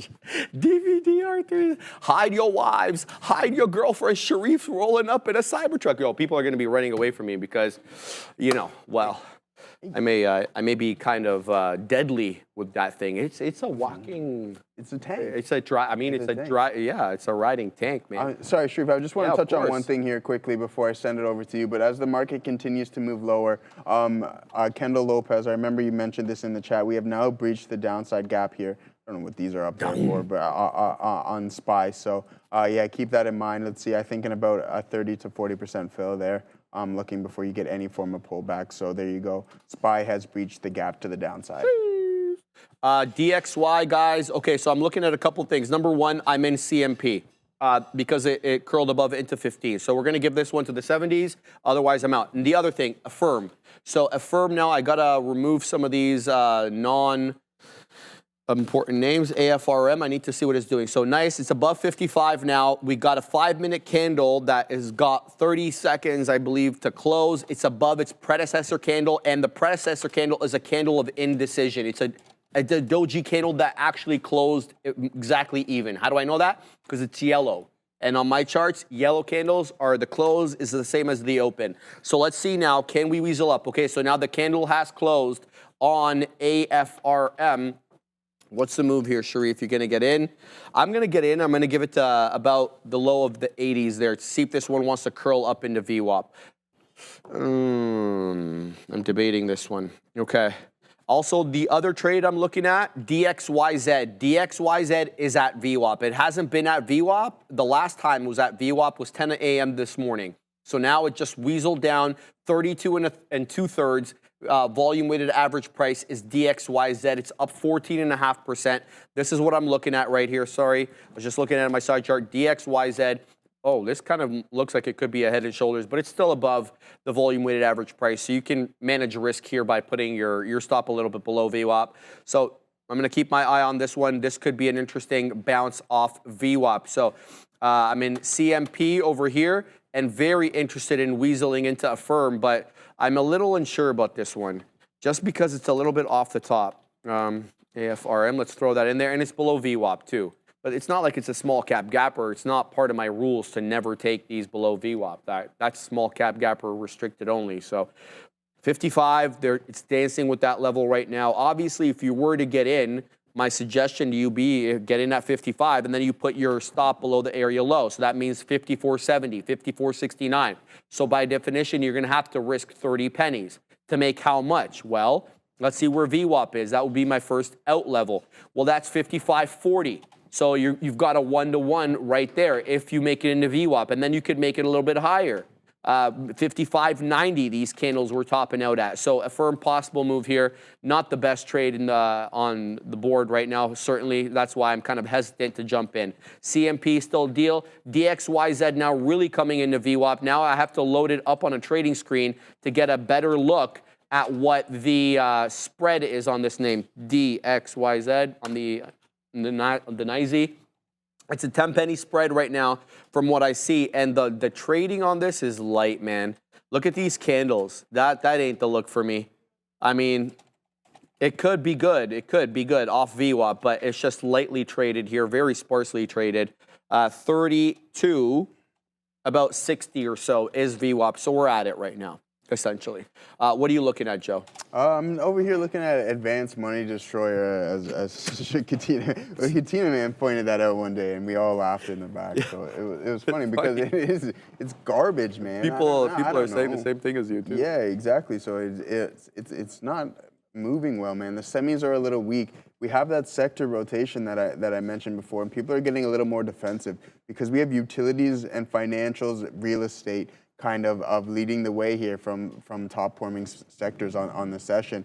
But other than that, guys, I'm just holding on to it. I think it's a low volume Friday. Even though we're down quite a bit on the overall market, there isn't very many green sectors, only 3, and real estate's only up about 0.1% on the day. So, I mean, it's been a red day all around, and I think it's going to continue that way. I don't know if any volume or any buy programs are going to step in after 2 o'clock, so we'll see about that. And we'll take it from there, but we'll see what my IBIT trade has been up to. It's slowly been grinding. We're starting to take this leg down, so I might have to take an 0 for 2 on this one, especially if we continue to break this range low and the support. So I got to keep an eye out on for that. Amazon is slowly pulling back in. Unfortunately, that trade didn't work out, which is totally fine because there'll always be another one. But again, I just mentioned this, and I think it's one of those days where kind of it's just going to be one of those slowly grind lower days, and Google's taking another leg down here as well too. So I'm keeping my eye on that one. So if it can break 170, 130, then we can,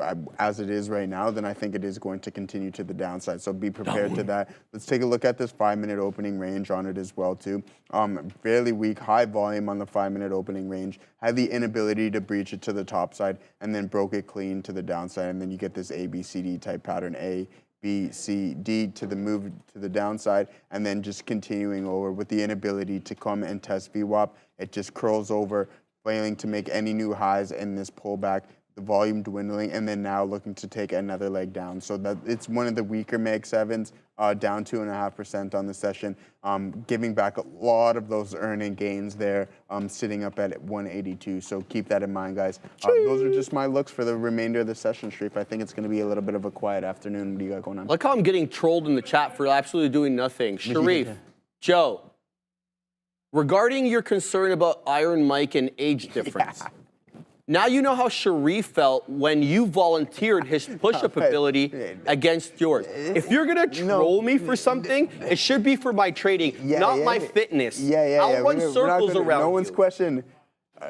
Me? No, most people. Yeah. Well, no, but that's what I said. I'm like, okay, when I'm like, I volunteer Sharif, I'm like, maybe I shouldn't volunteer him for something that he has no idea what he's getting into. Kyle Burdett, $5. Hey. Blood money for sure. But yeah, that's it. Hey. The age gap's a little bit different between Jake and... Yeah, we're 10 years, exactly. Yeah, exactly. So I'm in AFRM here trying to hold up above 55. We set up a beak wetter, I believe at 15s. The reason I put it here is because I kind of saw an area around 55.20. Yeah, because we're stair-stepping down. So this could be a resistance area. I'm looking to scalp a little bit on this one. Not one that I'm really holding on to all that long. So going to pack my patience with AFRM. A little bit of a risky trade. I put my stop a smidge below 70, below 80, excuse me. Reason is obviously kind of we held up there, so we'll see what we get there. I did get sadly pushed out of CMP, but I still like this trade. I mean, I probably had my stop in the wrong area. It should have been at 59s rather than putting it at a random 62 level to account for this area consolidation low, but we still don't have another high. We still have successively lower highs. So, you know, I'm a little bit concerned about getting back into this one willy-nilly. If it does, though, take out that 1510 where we held up last time, that'll be a higher high. So I could be persuaded certainly to weasel into that on CMP. Let's flip back to a firm. Bang! We take out the 15s there. So let's set up another order. I'm going to set it up at 25s over here. See if we can get that bad boy. 510 or so is where we're trading at right now. 12 showing up on the ask. As I look at it from the side chart, because I have to monitor DXYZ as well, because I like this possibly for VWAP. Right now, we've got a green candle, but the previous 4 candles were obviously red. If we get something above $33 on a closing basis, if there wasn't 8 minutes left on the show, I'd get into it there, because then it'll be the first 5-minute candle to make a new high, and that's how I'd like to set up on this one. I'm not going to have a resting order in and around VWAP willy-nilly. It's going to have to give me, some confirmation. So we'll pack our patience. Well, I'm not going to get into it, quite frankly. So what are you looking at, Joe? Yeah, I'm actually just about to pull up PFE because I know it's probably a little bit late in the day and it's made its move, so as it continues to chop down. But I know I see an Obi's chart, and he caught that big short to the downside, so nice trade there. by UOB. Really nice short in that 5-minute opening range. But now the stock is just kind of just chopping around a little bit. So maybe a little bit of a slow burner.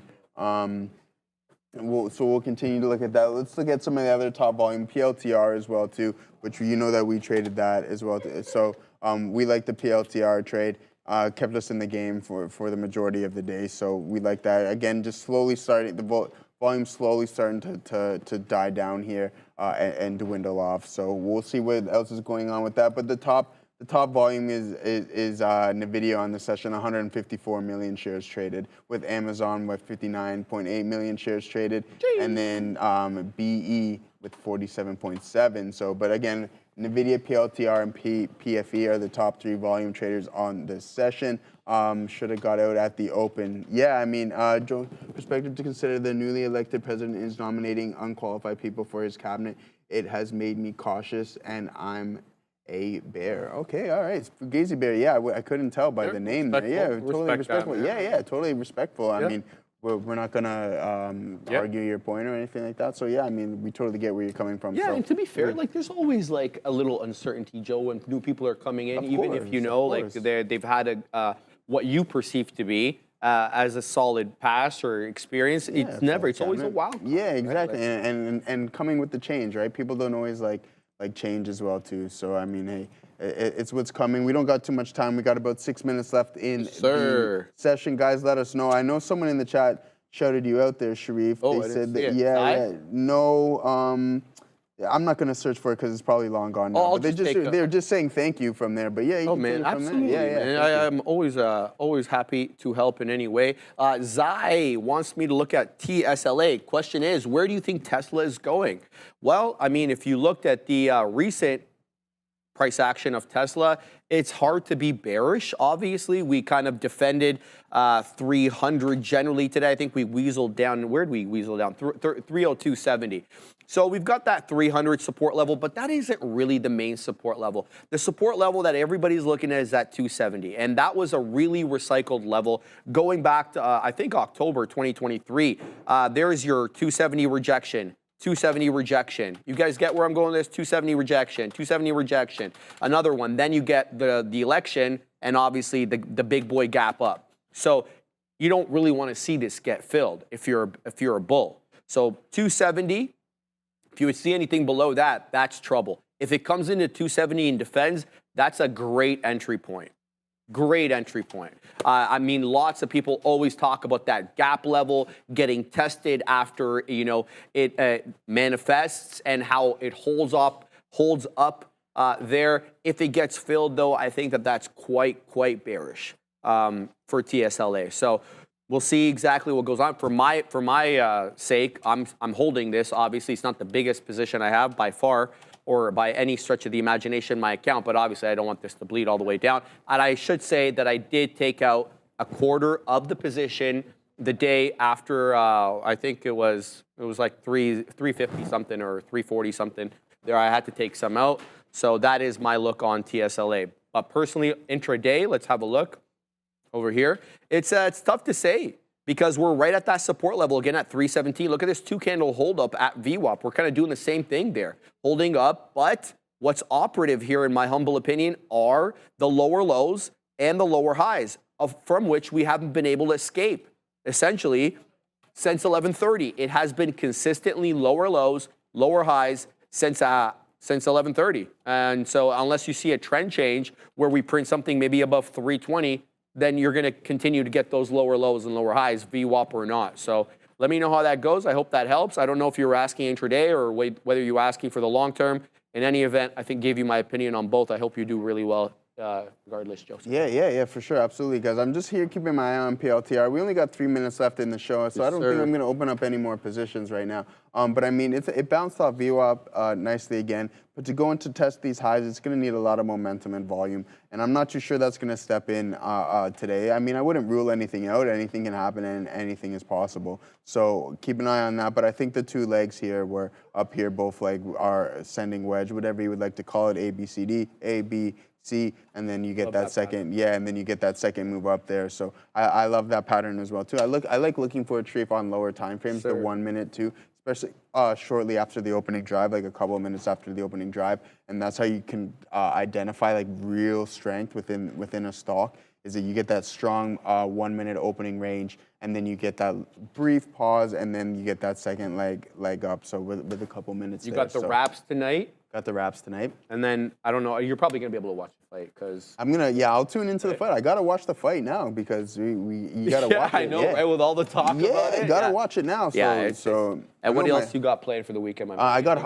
I got some pickup on Sunday. We're gonna hit the gym a couple times as well too. So we're gonna stay active, and then we're gonna obviously run some replay and some review and go over some charts. That's just really what it consists of, brother. What do you got cooking up? It's like the life of a trader. Right? You've got a chart on the weekend. If I'm not like sitting at my desk at home, then I'm either at the gym or playing hockey. Those are really the only two options. What do you got going on? Love it, man. What the hell do I have going on, bro? I don't think I have anything.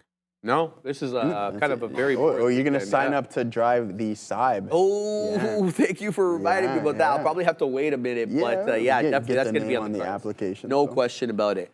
All right, guys, let's see what you guys are saying there. Thank you for Biggern29. Thank you for the nice comment there. Junior Son saying until Tesla average curls up on the hourly, I'm assuming it's just a short, the pops until proven otherwise. Well said, my friend. Let it break out. Let it prove to you that it's going to break out from that downward channel that has been putting in, essentially, since 11:30 Ram. It hasn't been able to make any higher highs or higher lows. It's been a downward channel since then. It is at an important area, VWAP. Look for what, in my opinion, look for that break and take above 320. Because that was a long consolidation area there at 320 that we ranged from 115 till we gave it up there at 135. So look for a break above that. If not, you could get in here, obviously, and then look for an area low. 316.5 is the low of this candle. That is a bit of a riskier trade, in my opinion. You need a trend change decisively. But it is now 2 o'clock. So Joseph and I will see you same bat time, same bat channel on Monday. So you guys get them, Big Kahunas. Thank you, Sharif and Joseph. What a great midday show right there. Here, I have to turn this down.